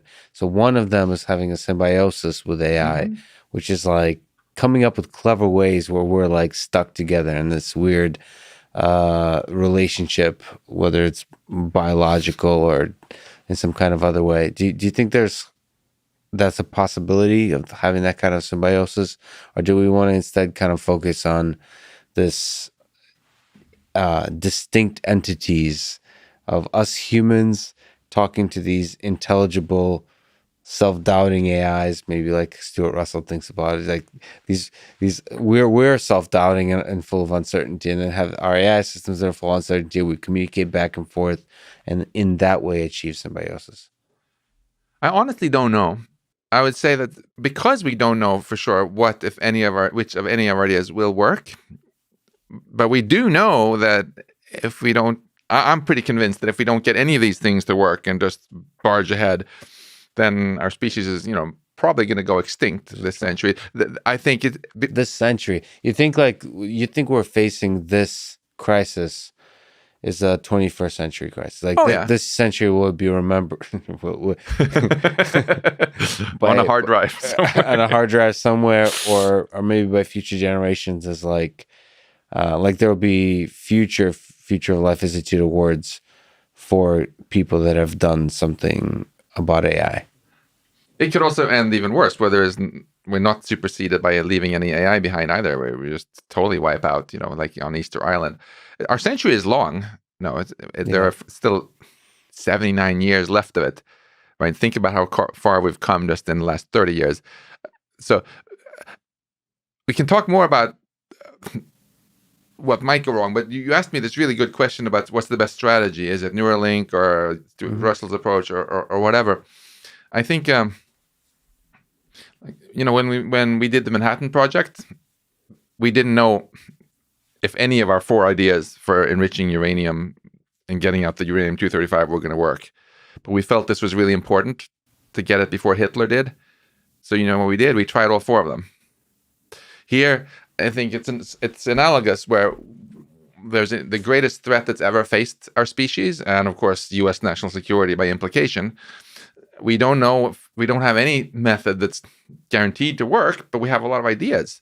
So we should invest pretty heavily in pursuing all of them with an open mind, in the hope that one of them at least works. The good news is the century is long, and it might take decades until we have artificial general intelligence. So we have some time, hopefully. But it takes a long time also to solve these very, very difficult problems. It's going to actually it's the most difficult problem we were ever trying to solve as a species.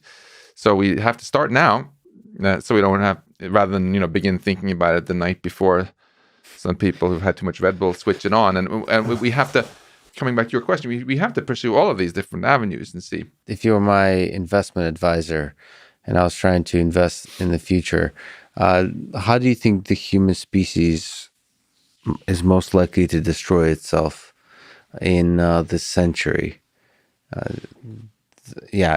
So if the crises, many of the crises we're facing are really before us within the next 100 years, how do we make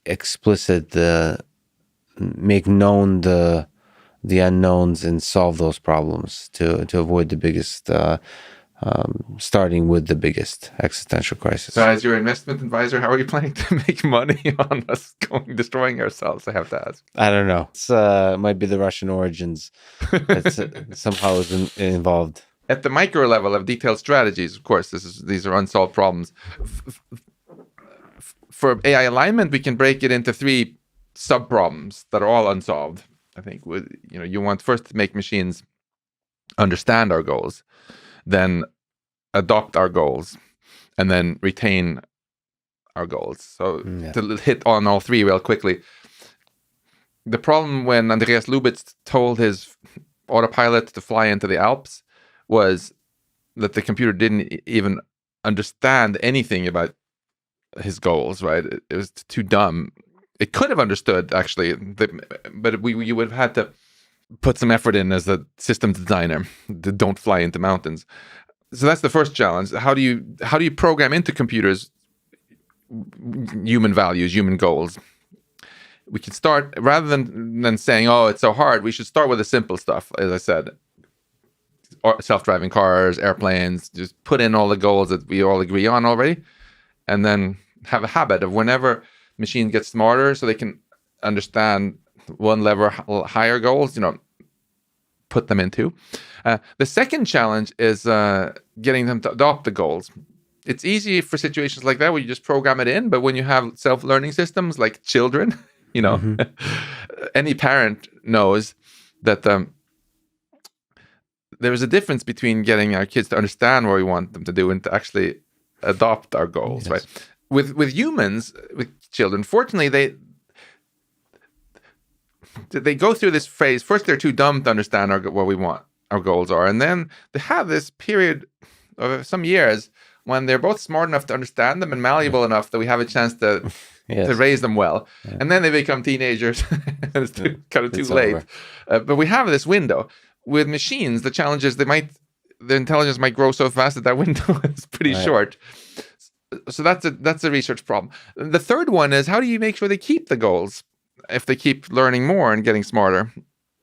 Many sci-fi movies are about how you have something which initially was aligned, but then things kind of go off keel. And my kids were very, very excited about their Legos when they were little. Mm-hmm. Now they're just gathering dust in the basement. If we create machines that are really on board with the goal of taking care of humanity, we don't want them to get as bored with us and as my kids got with Legos.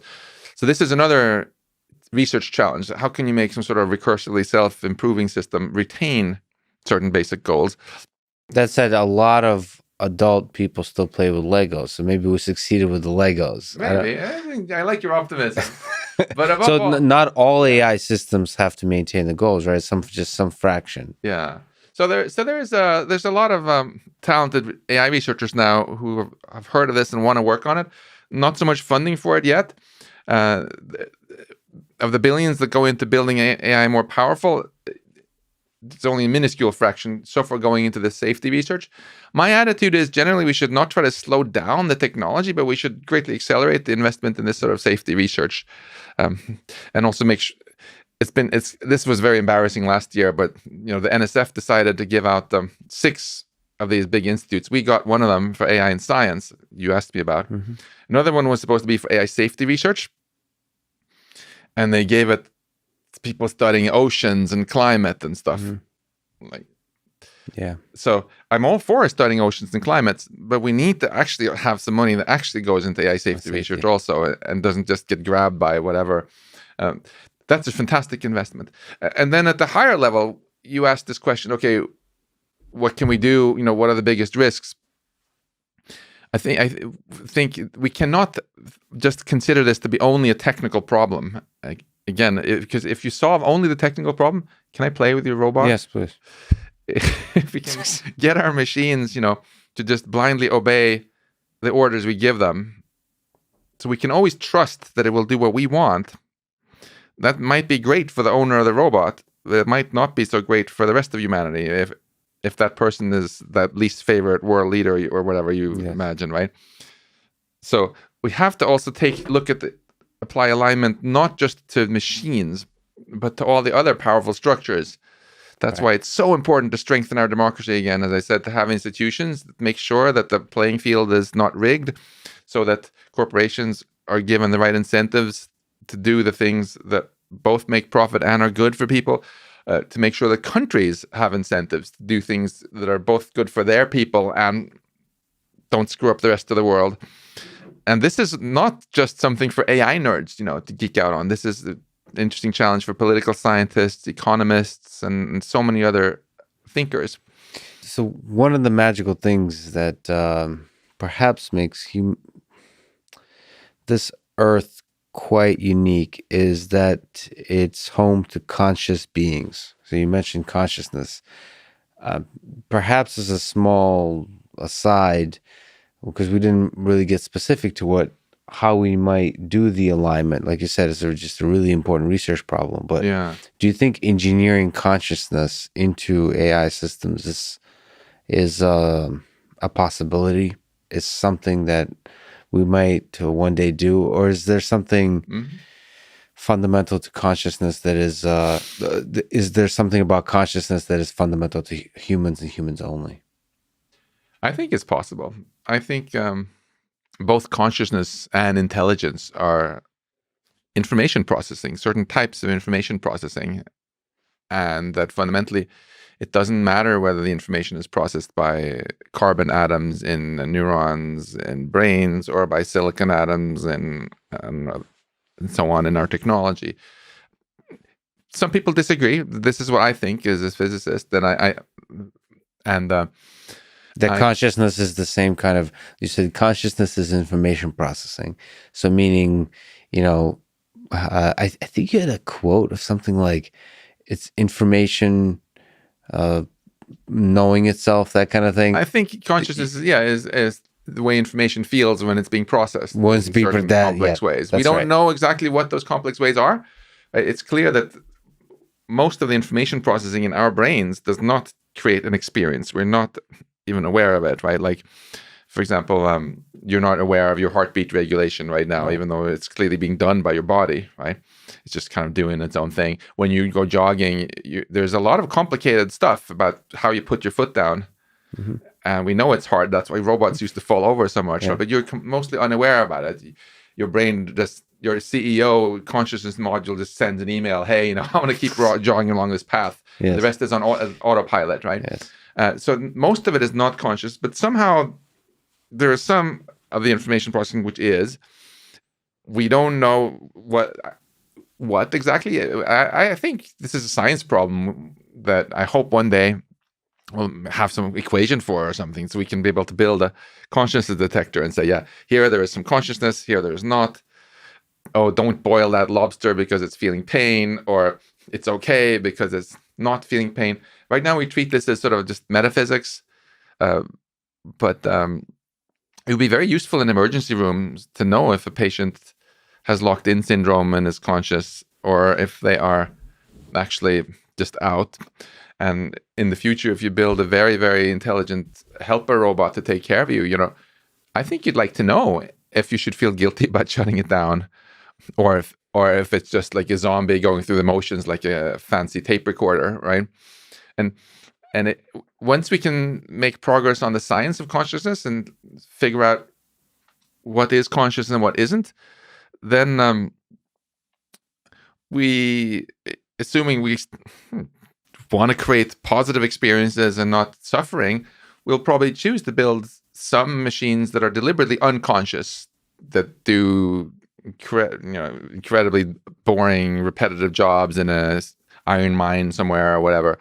And maybe we'll choose to create helper robots for the elderly that are conscious, so that people don't just feel creeped out that the robot is just faking it when it acts like it's sad or happy. I like how you said elderly. I think everybody gets pretty deeply lonely in this world. Yeah. And so there's a place, I think, for everybody to have a connection with conscious beings, whether they're human or otherwise. But I know for sure that I would, if I had a robot, if I was going to develop any kind of personal emotional connection with it, I would be very creeped out if I knew at an intellectual level that the whole thing was just a fraud.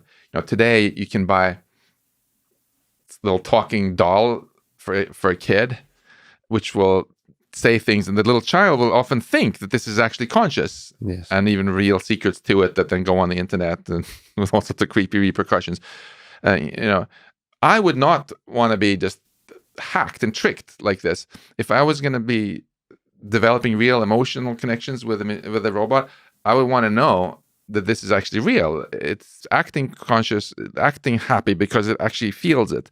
And I think this is not sci-fi. I think it's possible to measure, to come up with tools. And after we understand the science of consciousness, you're saying we'll be able to come up with tools that can measure consciousness and definitively say, like, this thing is experiencing the things it says it's experiencing. Kind of by definition, if it is a physical phenomena, information processing, and we know that some information processing is conscious and some isn't, well, then there is something there to be discovered with the methods of science.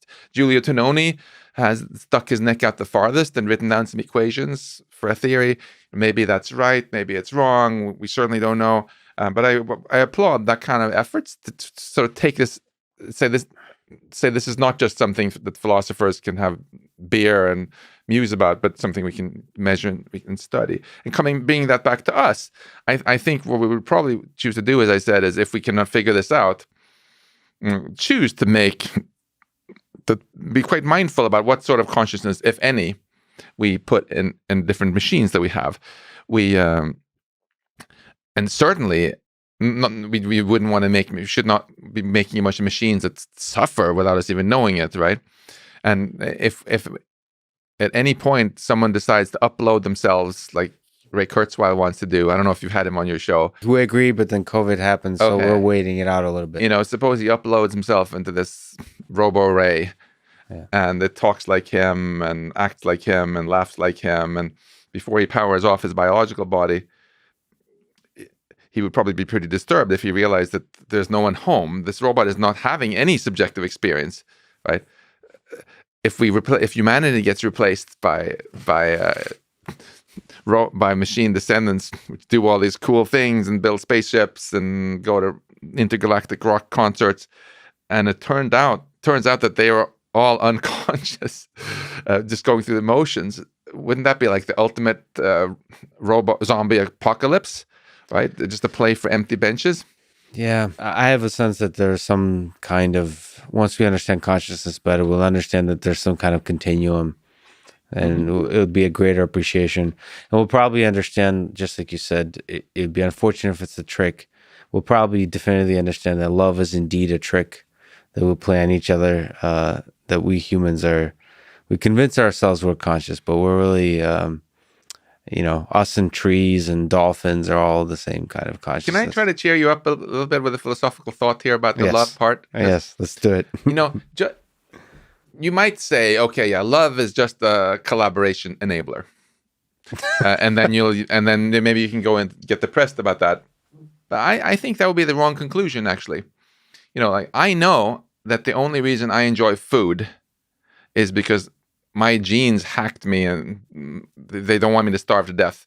Not because they care about me consciously enjoying succulent delights of pistachio ice cream, but they just want me to make copies of them. The whole thing. So in a sense, the whole enjoyment of food is also a scam like this. But does that mean I shouldn't take pleasure in this pistachio ice cream? I love pistachio ice cream, and I can tell you, I know this is an experimental fact. I enjoy pistachio ice cream every bit as much, even though I scientifically know exactly what kind of scam this was. Your genes really appreciate that you like the pistachio ice cream. Well, but my mind appreciates it too, and I have a conscious experience right now. Ultimately, all of my brain is also just something the genes built to copy themselves. But so what? you know, I'm grateful that, yeah, thanks, genes, for doing this. But, now it's my brain that's in charge here, and I'm going to enjoy my conscious experience. Thank you very much. And not just the pistachio ice cream, but also the love I feel for my amazing wife and all the other delights of being conscious. I don't actually, Richard Feynman, I think, said this so well. He is also the guy, really got me into physics. Some art friend said that, oh, science kind of just is the party pooper. It kind of ruins the fun, right? When like you have a beautiful flower, says the artist, and then the scientist is going to deconstruct that into just a blob of quarks and electrons. And Feynman just pushed back on that in such a beautiful way, which I think also can be used to push back and make you not feel guilty about falling in love. Mm-hmm. So here's what Feynman basically said. He said to his friend, yeah, I can also, as a scientist, see that this is a beautiful flower. Thank you very much. Maybe I can't draw as good a painting as you because I'm not as talented an artist. But yeah, I can really see the beauty in it. And it also looks beautiful to me. But in addition to that, Feynman said, as a scientist, I see even more beauty that the artist did not see, right? Suppose this is a flower on a blossoming apple tree. He could say this tree has more beauty in it than just the colors and the fragrance. This tree is made of air, Feynman wrote. Mm-hmm. This is one of my favorite Feynman quotes ever. And it took the carbon out of the air and bound it in using the flaming heat of the sun, to turn the air into tree. And when you burn logs in your fireplace, it's really beautiful to think that this is being reversed. Now the wood is going back into air, and in this flaming, beautiful dance of the fire that the artist can see is the flaming light of the sun that was bound in to turn the air into tree. And then the ashes is the little residue that didn't come from the air that the tree sucked out of the ground. Feynman said, these are beautiful things, and science just adds. It doesn't subtract. And I feel exactly that way about love and about pistachio ice cream also. I can understand that there is even more nuance to the whole thing, right? At this very visceral level, you can fall in love just as much as someone who knows nothing about neuroscience.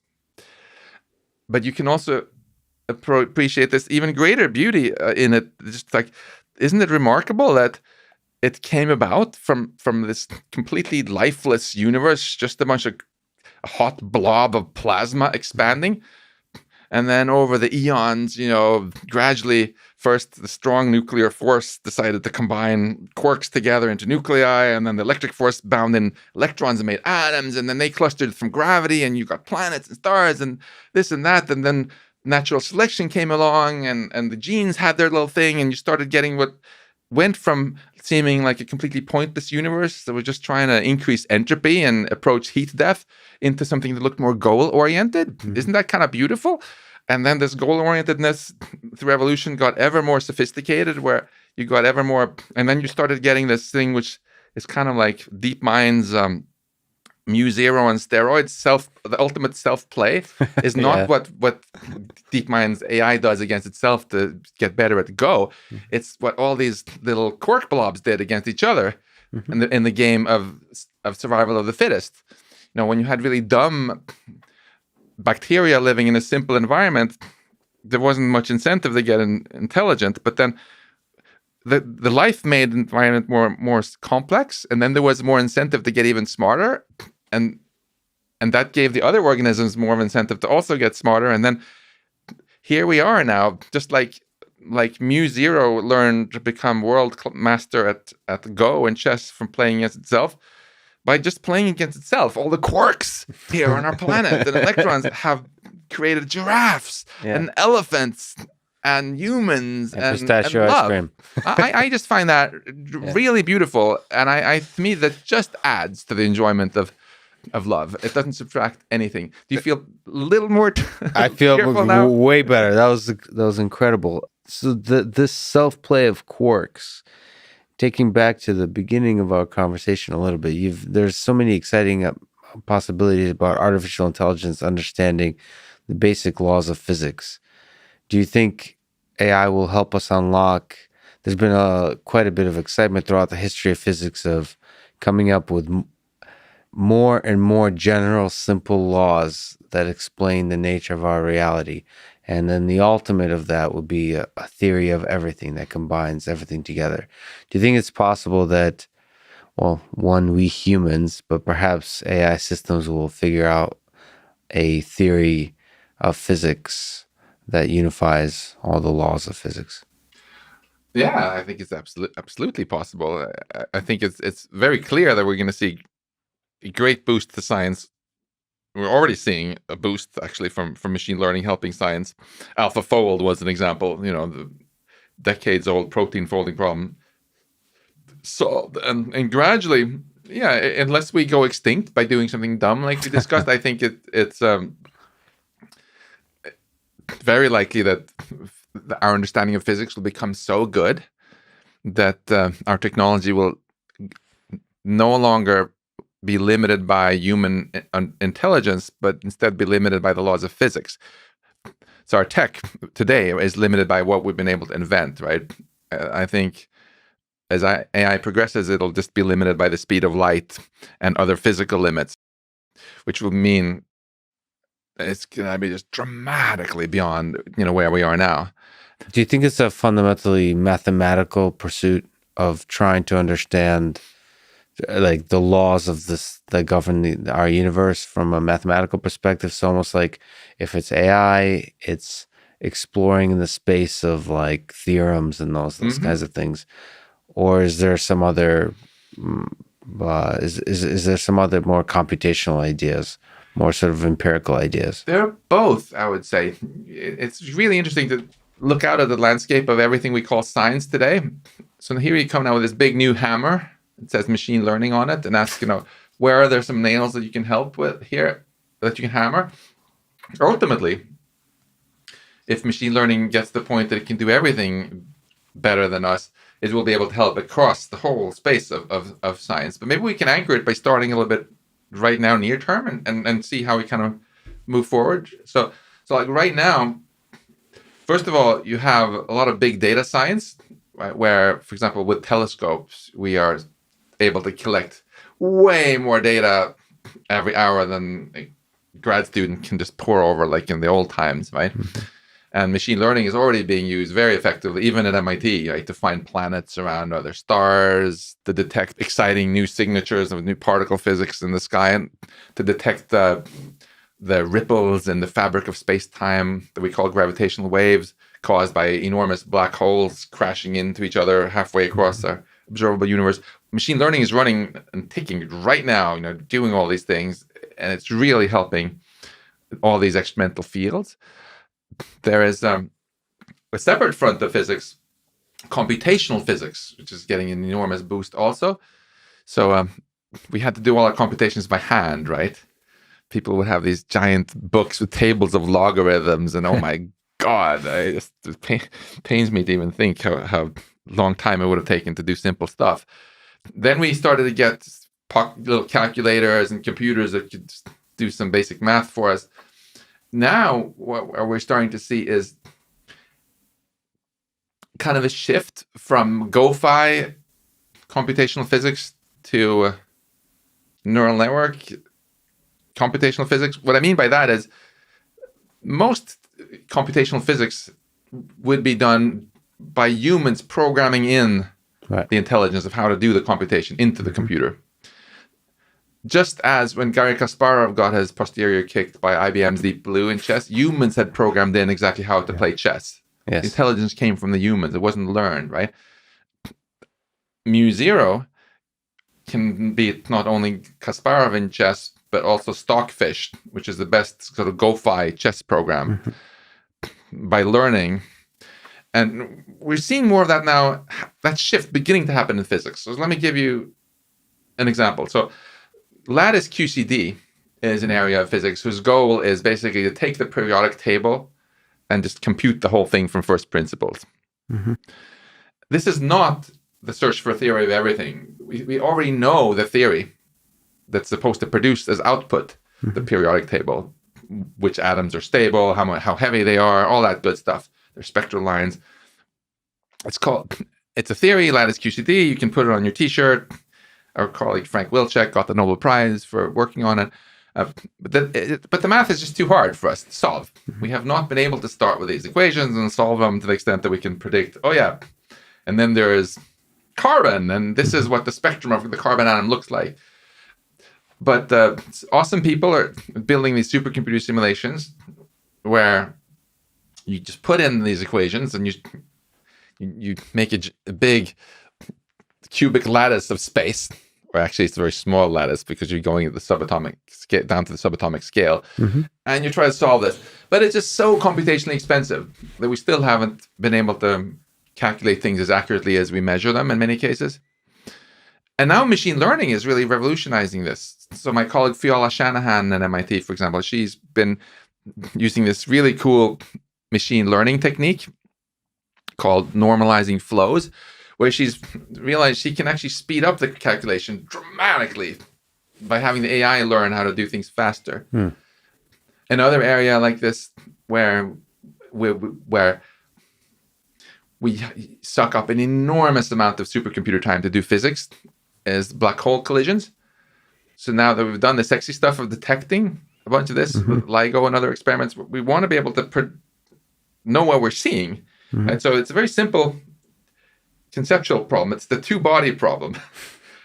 Newton solved it for classical gravity hundreds of years ago, but the two-body problem is still not fully solved for black holes. In Einstein's gravity, because they won't just orbit each other forever anymore. Two things: they give off gravitational waves, and eventually they crash into each other.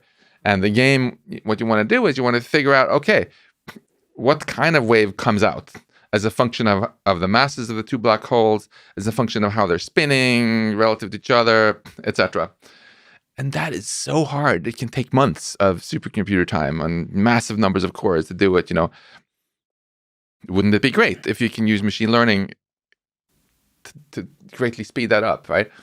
Now you can use the expensive old GoFi calculation as the truth, and then see if machine learning can figure out a smarter, faster way of getting the right answer. Yet another area like computational physics.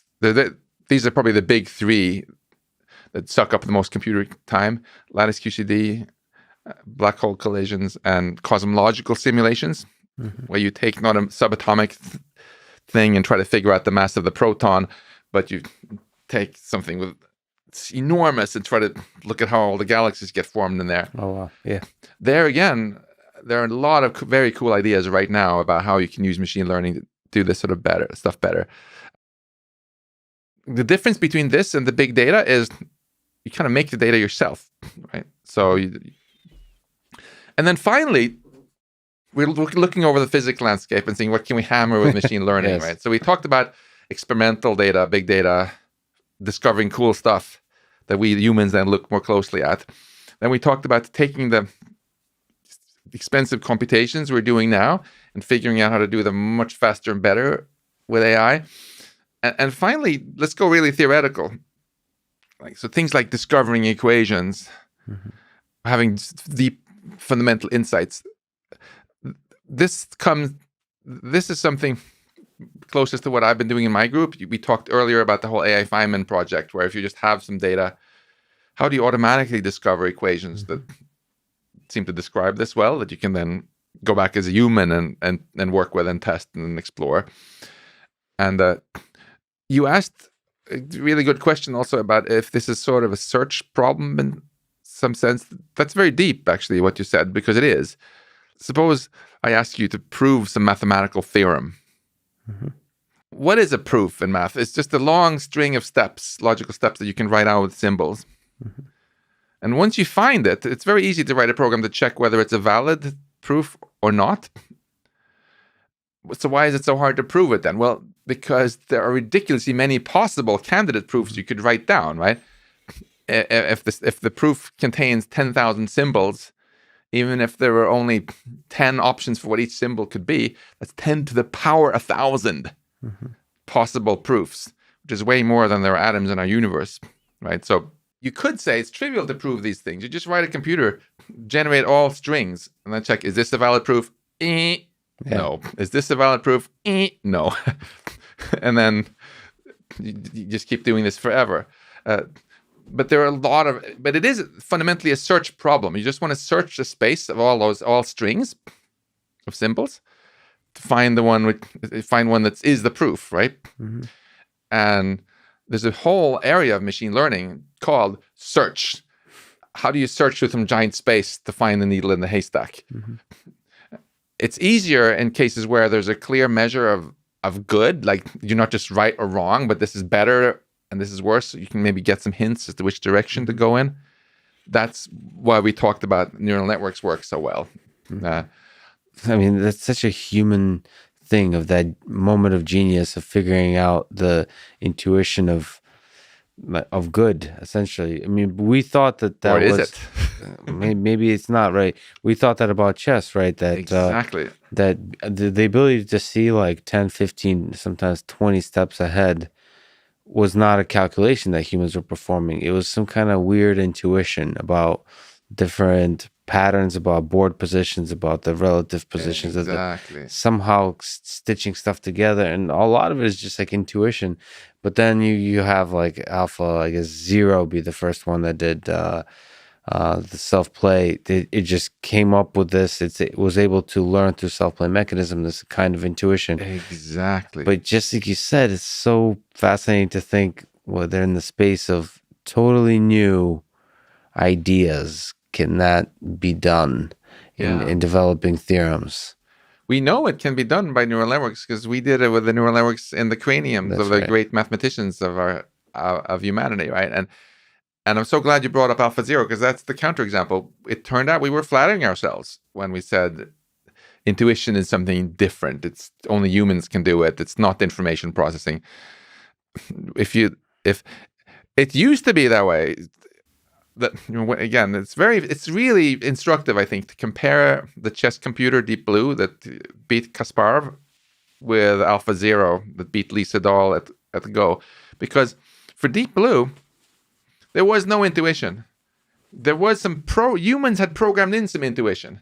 After humans had played a lot of games, they told the computer, count the pawn as 1 point, the bishop is 3 points, rook is 5 points, and so on. You add it all up, and then you add some extra points for passed pawns, and subtract if the opponent has it, and blah blah blah blah.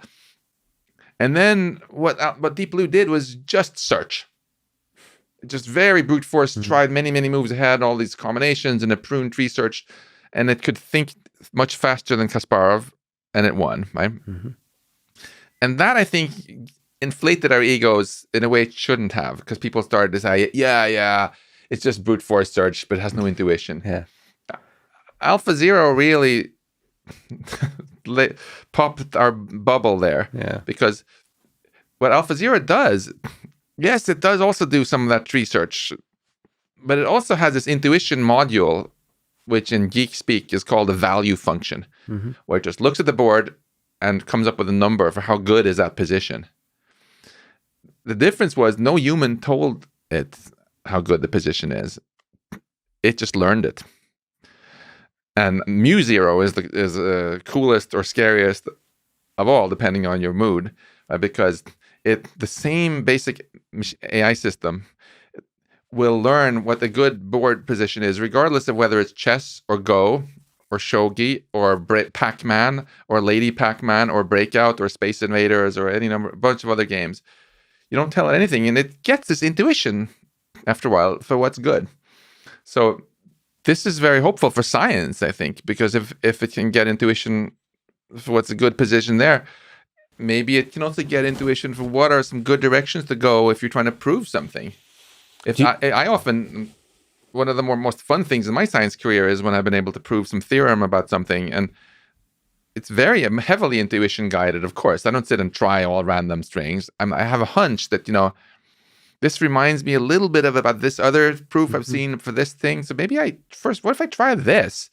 Nah, that didn't work out. But this reminds me, actually, the way this failed reminds me of that. And so combining the intuition with all these brute force capabilities, I think it's going to be able to help physics too. Do you think there'll be a day when an AI system, being the primary contributor, let's say 90% plus, wins the Nobel Prize in physics? Obviously, they'll give it to the humans because we humans don't like to give prizes to machines. It'll give it to the humans behind the system. You could argue that AI has already been involved in some Nobel prizes, probably maybe something with black holes and stuff like that. But Yeah, we don't like giving prizes to other life forms. If someone wins a horse racing contest, they don't give the prize to horse either. that's true. But do you think we might be able to see something like that in our lifetimes when AI? So like the first system I would say that makes us think about a Nobel Prize seriously is like AlphaFold, is making us think about in medicine physiology a Nobel Prize. Perhaps discoveries that are a direct result of something that's discovered by AlphaFold. Do you think in physics we might be able to see that in our lifetimes? I think what's probably going to happen is more of a blurring of the distinctions. So today, if somebody uses a computer to do a computation that gives them the Nobel Prize, nobody's going to dream of giving the prize to the computer. They're going to be like, that was just a tool. I think for these things also, people are just going to, for a long time, view the computer as a tool. But what's going to change is that the ubiquity of machine learning. I think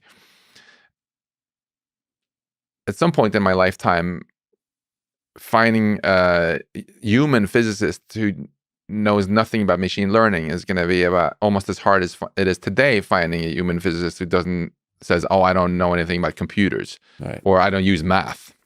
It would just be a ridiculous concept.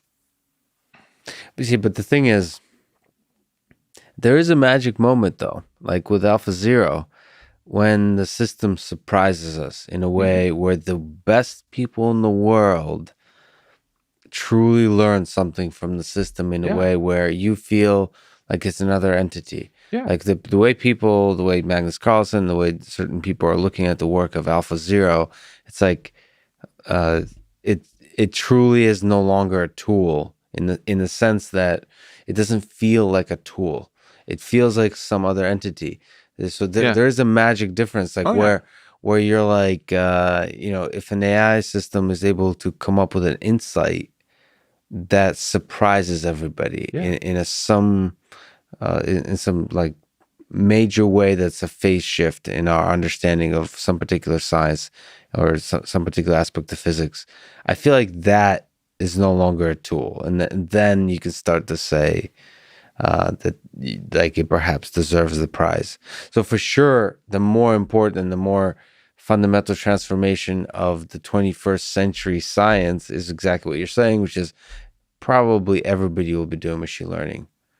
It's to some degree. Like if you want to be successful at unlocking the mysteries of science, you should be doing machine learning. But it's just exciting to think about like whether there'll be one that comes along that's super surprising and they'll make us question like who the real inventors are in this world. Yeah. I think the question of isn't if it's going to happen, but when, but it's important. Also, in my mind, the time when that happens is also more or less the same time when we get artificial general intelligence. Yes. And then we have a lot bigger things to worry about than whether it should get the Nobel Prize or not, right? Because when you have machines that can outperform our best scientists at science, they can probably outperform us at a lot of other stuff as well, which can at a minimum, make them incredibly powerful agents in the world, And I think it's a mistake to think we only have to start worrying about loss of control when machines get to AGI across the board, when they can do everything, all our jobs. Long before that, they'll be hugely influential. We talked at length about how the hacking of our minds with algorithms trying to get us glued to our screens, right, has already had a big impact on society. That was an incredibly dumb algorithm in the grand scheme of things, right? Yeah. Just supervised machine learning, yet it had huge impact. So I just don't want us to be lulled into a false sense of security and think there won't be any societal impact until things reach human level, because it's happening already. And it's I was just thinking the other week, when I see some scaremonger going, oh, the robots are coming, the implication is always that they're coming to kill us. Yeah. And maybe you should have worried about that if you were in Nagorno-Karabakh during the recent war there. But more seriously, the robots are coming right now, but they're mainly not coming to kill us. They're coming to hack us. Hmm. They're coming to hack our minds into buying things that maybe we didn't need, to vote for people who may not have our best interest in mind. And it's kind of humbling, I think, actually, as a human being, to admit that it turns out that our minds are actually much more hackable than we thought. And the ultimate insult is that we are actually getting hacked by the machine learning algorithms that are in some objective sense much dumber than us, But maybe we shouldn't be so surprised because, how do you feel about the cute puppies? Love them. So, you would probably argue that in some across-the-board measure, you're more intelligent than they are. But boy, are cute puppies good at hacking us, right? Yeah. They move into our house, persuade us to feed them and do all these things. And what do they ever do for us? Yeah. Other than being cute and making us feel good, right? So if puppies can hack us, maybe we shouldn't be so surprised if pretty dumb machine learning algorithms can hack us too. Not to speak of cats, which is another level. And I think we should, to counter your previous point about let us not think about evil creatures in this world. We can all agree that cats are as close to objective evil as we can get. But that's just me saying that. Okay, so have you seen the cartoon? I think it's maybe The Onion, where this incredibly cute kitten, and it just says, it's underneath something about thinks about murder all day. Exactly. That's accurate. You've mentioned offline that there might be a link between post-biological AGI and SETI. So last time we talked, you've talked about this intuition that we humans might be quite unique in our galactic neighborhood. Perhaps our galaxy, perhaps the entirety of the observable universe. We might be the only intelligent civilization here, which is, and you argue pretty well for that thought. So I have a few little questions around this. One, a scientific question. In which way would you be, if you were wrong in that intuition, in which way do you think you would be surprised? Like, why were you wrong? We find out that you ended up being wrong. Like, in which dimension? So, like, is it because we can't see them? Is it because the nature of their intelligence or the nature of their life is totally different than we can possibly imagine? Is it because something about the great filters and surviving them, or maybe because we're being protected from signals. So all those explanations for why we haven't heard a big, loud, like red light that says we're here. Yeah. So there are actually two separate things there that I could be wrong about. Two separate claims that I made, right? One of them is, I made the claim, I think most civilizations, when you're going from simple bacteria-like things to space colonizing civilizations, they spend only a very, very tiny fraction of their life being where we are. That I could be wrong about. The other one I could be wrong about is the quite different statement that I think that actually, I'm guessing that we are the only civilization in our observable universe from which light has reached us so far that's actually gotten far enough to invent telescopes. So let's talk about maybe both of them in turn, because they really are different. The first one, if you look at the n equals 1, the data point we have on this planet, right? So we spent 4.5 billion years futzing around on this planet with life, right? And most of it was pretty lame stuff from an intelligence perspective. It's bacteria, and then the dinosaurs but things gradually accelerated, right? Then the dinosaurs spent over 100 million years stomping around here without even inventing smartphones.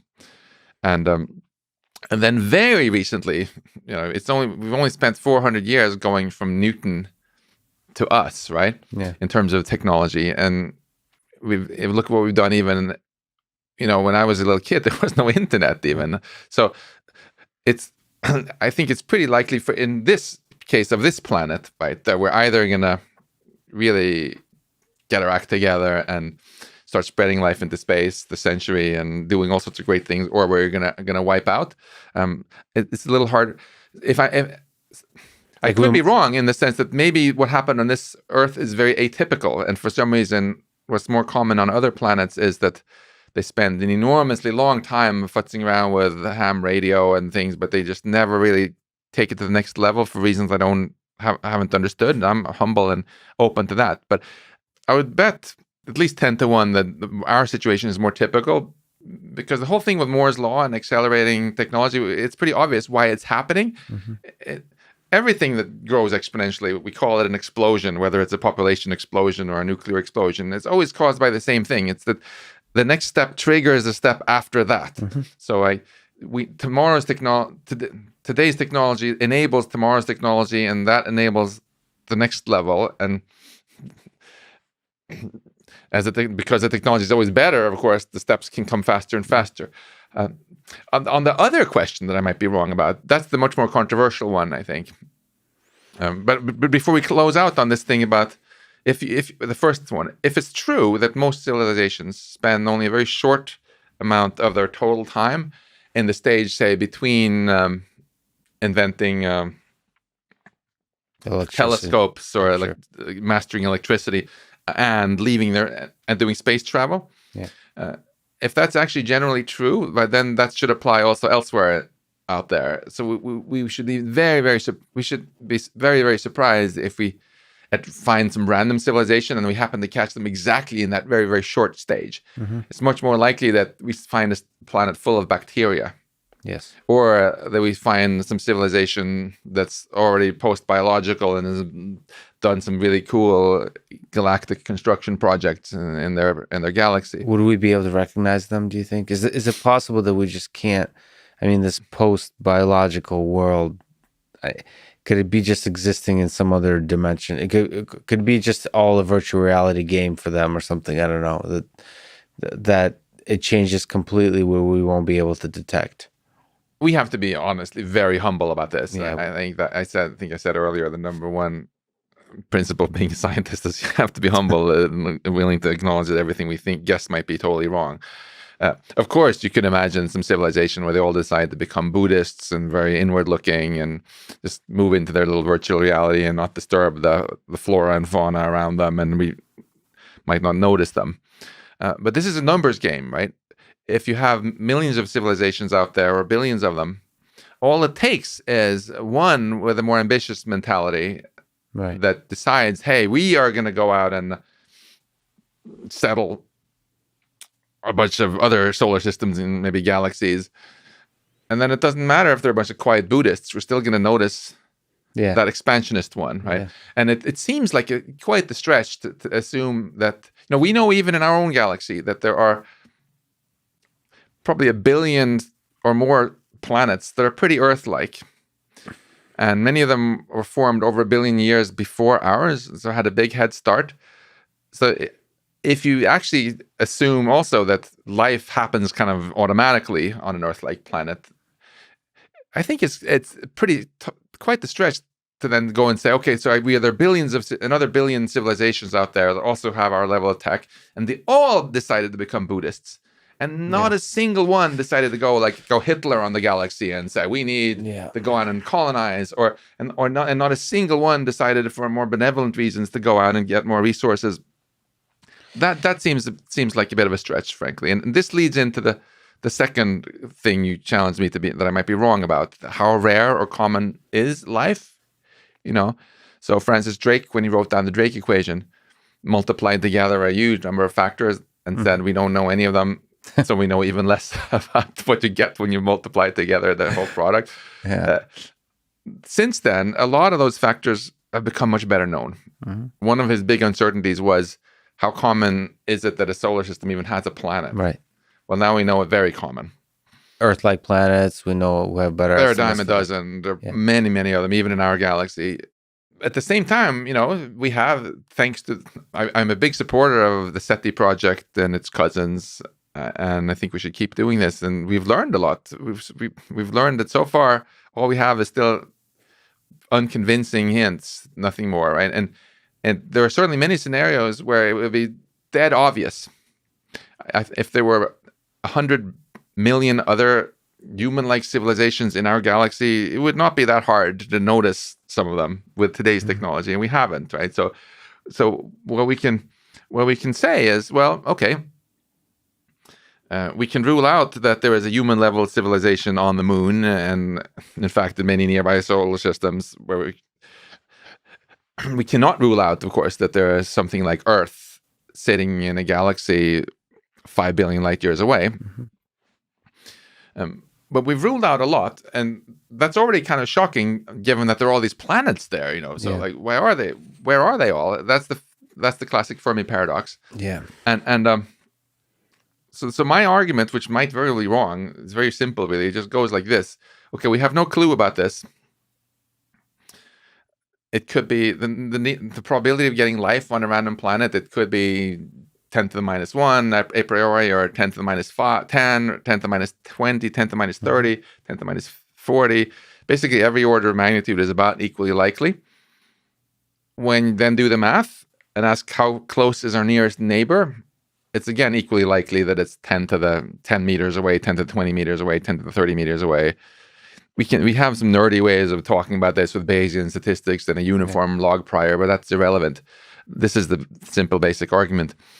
And now comes the data. So we can say, okay, how many there are all these orders of magnitude. 10 to the 26 meters away, there's the edge of our observable universe. If it's farther than that, light hasn't even reached us yet. If it's less than 10 to the 16 meters away, well, it's within Earth's rate. It's no farther away than the sun. We can definitely rule that out, So I think about it like this. A priori, before we looked with telescopes, it could be 10 to 10 meters, 10 to 20, 10 to 30, 10 to 40, 10 to 50, 10 to blah, blah, blah. Equally likely anywhere here. Yeah. And now we've ruled out like this chunk. Yeah. And most of it is outside. And here is the edge of our observable universe already. Yes. Yep. So I'm certainly not saying I don't think there's any life elsewhere in space. If space is infinite, then you're basically 100% guaranteed that there is. But the probability that there is life, that the nearest neighbor, it happens to be in this little region between where we would have seen it already and where we will never see it, is actually significantly less than 1, I think. And I think there's a moral lesson from this, which is really important, which is to be good stewards of this planet and this shot we've had. It can be very dangerous to say, oh, it's fine if we nuke our planet or ruin the climate or mess it up with unaligned AI, because I know there is this nice Star Trek fleet out there. They're going to swoop in and take over where we failed. Just like it wasn't a big deal that the Easter Island losers wiped themselves out. That's a dangerous way of lulling yourself into false sense of security. If it's actually the case that it might be up to us and only us, the whole future of intelligent life in our observable universe, then I think it's both. It really puts a lot of responsibility on our shoulders. It's inspiring. It's a little bit terrifying, but it's also inspiring. But it's empowering, I think, most of all, because the biggest problem today is, and I see this even when I teach, right? So many people feel that it doesn't matter what they do or we do. We feel disempowered. Oh, it makes no difference. This is about as far from that as you can come. But we realize that what we do on our little spinning ball here in our lifetime, could make the difference for the entire future of life in our universe. How empowering is that? Yeah, survival of consciousness. I mean, on the other, a very similar kind of empowering aspect of the Drake equation is, say there is a huge number of intelligent civilizations that spring up everywhere, but because of the Drake equation, which is the lifetime of a civilization, maybe many of them hit a wall. And just like you said, it's clear that for us, the great filter the one possible great filter seems to be coming, in the next 100 years. So it's also empowering to say, okay, well, we have a chance to not. I mean, the way great filters work is they just get most of them. Exactly. Nick Bostrom has articulated this really beautifully too. Every time yet another search for life on Mars comes back negative or something, I'm like, yes, yes. Our odds for us surviving just got better. And you already made the argument in broad brush there, right? But just to unpack it, right? The point is, we already know there's a crap ton of planets out there that are Earth-like, and we also know that most of them do not seem to have anything like our kind of life on them. So what went wrong? There's clearly one step along the evolutionary, at least one filter, roadblock, in going from no life to spacefaring life. And where is it? Is it in front of us or is it behind us, right? If there's no filter behind us, and we keep finding all sorts of little mice on Mars or whatever, right?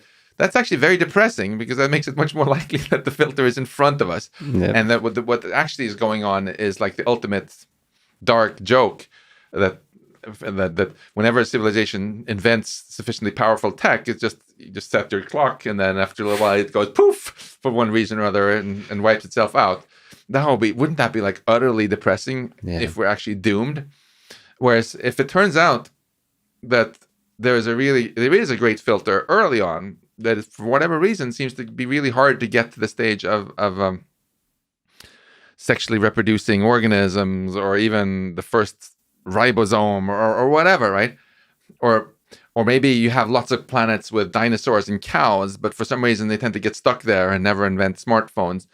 All of those are huge boosts for our own odds, because been there, done that, It doesn't matter how hard or unlikely it was that we got past that roadblock, because we already did. Yeah. And then that makes it likely that the future is in our own hands. We're not doomed. So that's why I think the fact that life is rare in the universe, it's not just something that there is some evidence for, but also something we should actually hope for. So that's the end, the mortality, the death of human civilization that we've been discussing, in life, maybe prospering beyond any kind of great filter.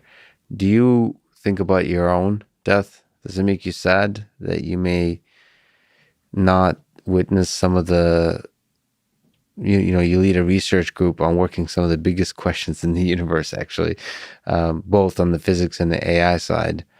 Does it make you sad that you may not be able to see some of these exciting things come to fruition that we've been talking about? Of course it sucks, the fact that I'm going to die. And I remember once, when I was much younger, my dad made this remark that life is fundamentally tragic. And I'm like, what are you talking about, Daddy?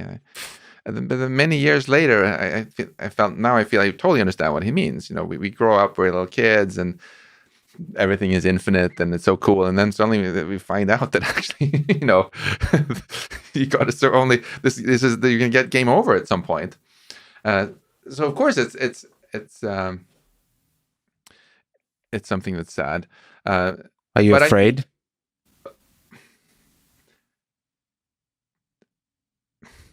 No, not in the sense that I think anything terrible is going to happen after I die or anything like that. No, I think it's really going to be game over. But it's more that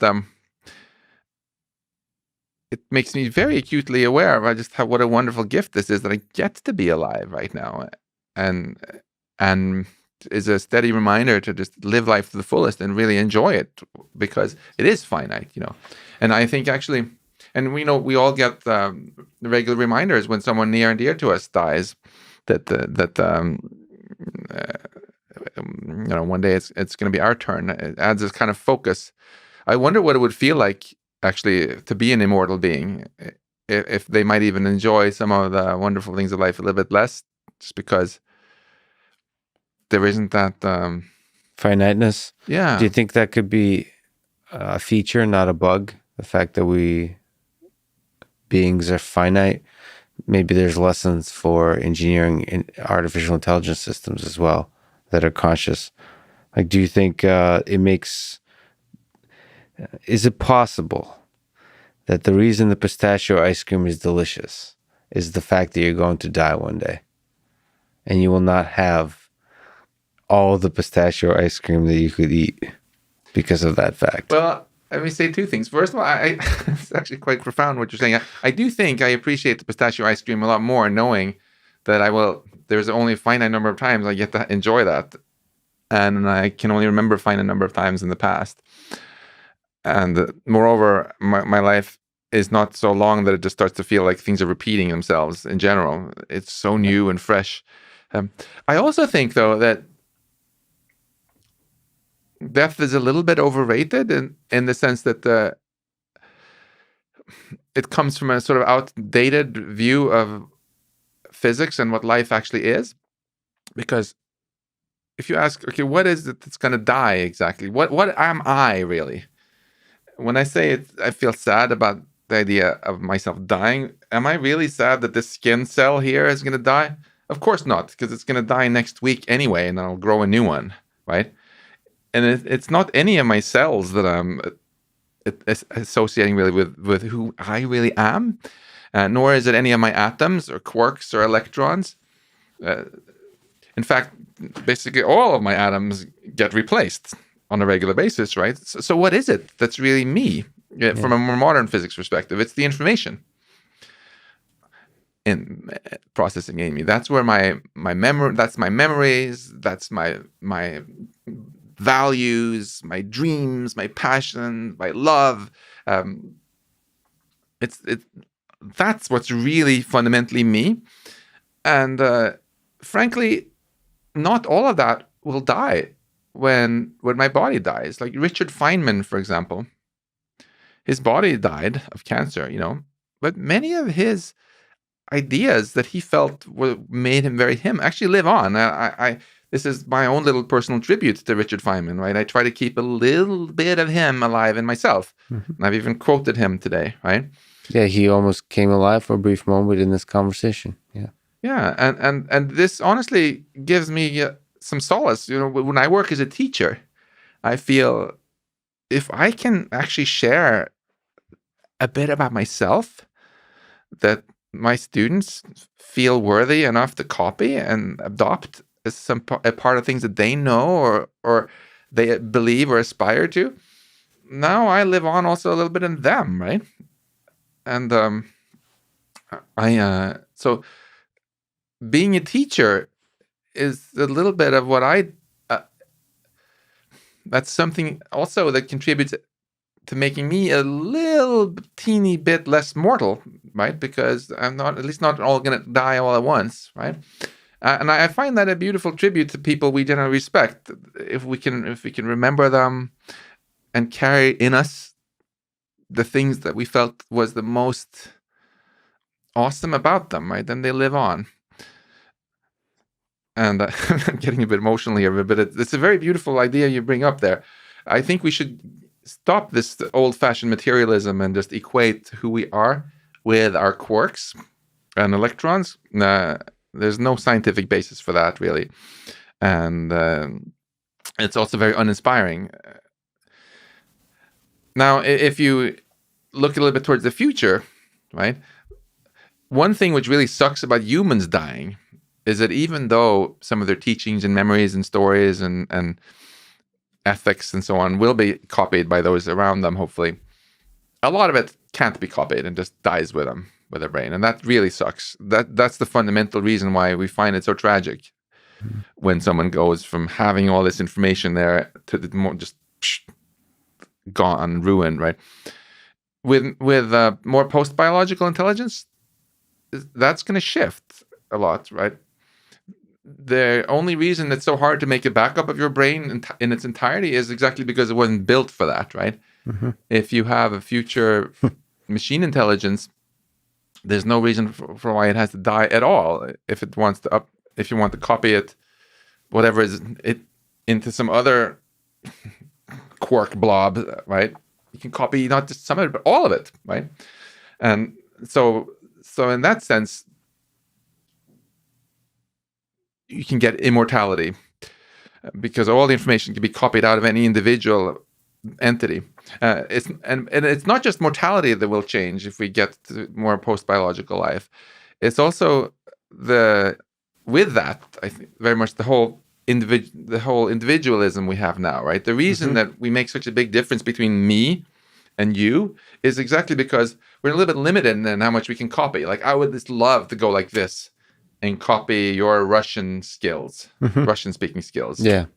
Wouldn't it be awesome? But I can't.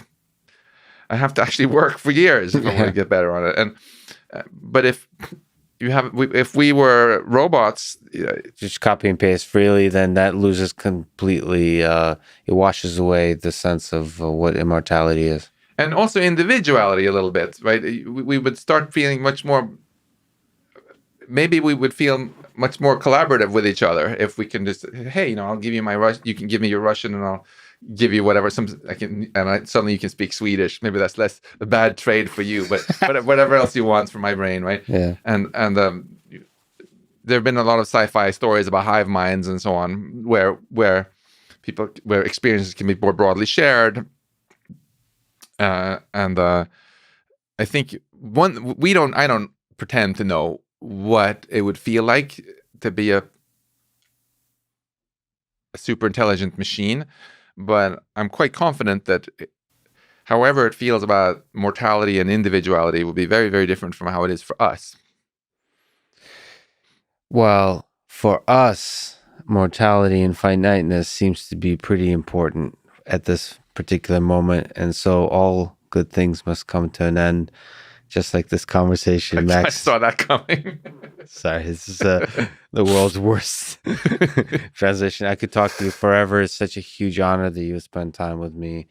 Honor is mine. Thank you so much for getting me essentially to start this podcast by doing the first conversation, making me realize falling in love with conversation in itself. And thank you so much for inspiring so many people in the world with your books, with your research, with your talking, and with this ripple effect of friends, including Elon and everybody else that you inspire. So thank you so much for talking today. Thank you. I feel like we're so fortunate that you're doing this podcast and getting so many interesting voices out there into the ether, and not just the 5-second sound bites, but so many of the interviews I've watched you do, you really let people go into depth in a way which we sorely need in this day and age. And that I got to be number one, I feel super honored. Yeah, you started it. Thank you so much, Max. Thanks for listening to this conversation with Max Tegmark, and thank you to our sponsors, the Jordan Harbinger Show, Four Sigmatic Mushroom Coffee, BetterHelp Online Therapy, and ExpressVPN. So the choice is wisdom, caffeine, sanity, or privacy. Choose wisely, my friends. And if you wish, click the sponsor links below to get a discount and to support this podcast. And now let me leave you with some words from Max Tegmark. If consciousness is the way that information feels when it's processed in certain ways, then it must be substrate independent. It's only the structure of information processing that matters, not the structure of the matter doing the information processing. Thank you for listening, and hope to see you next time.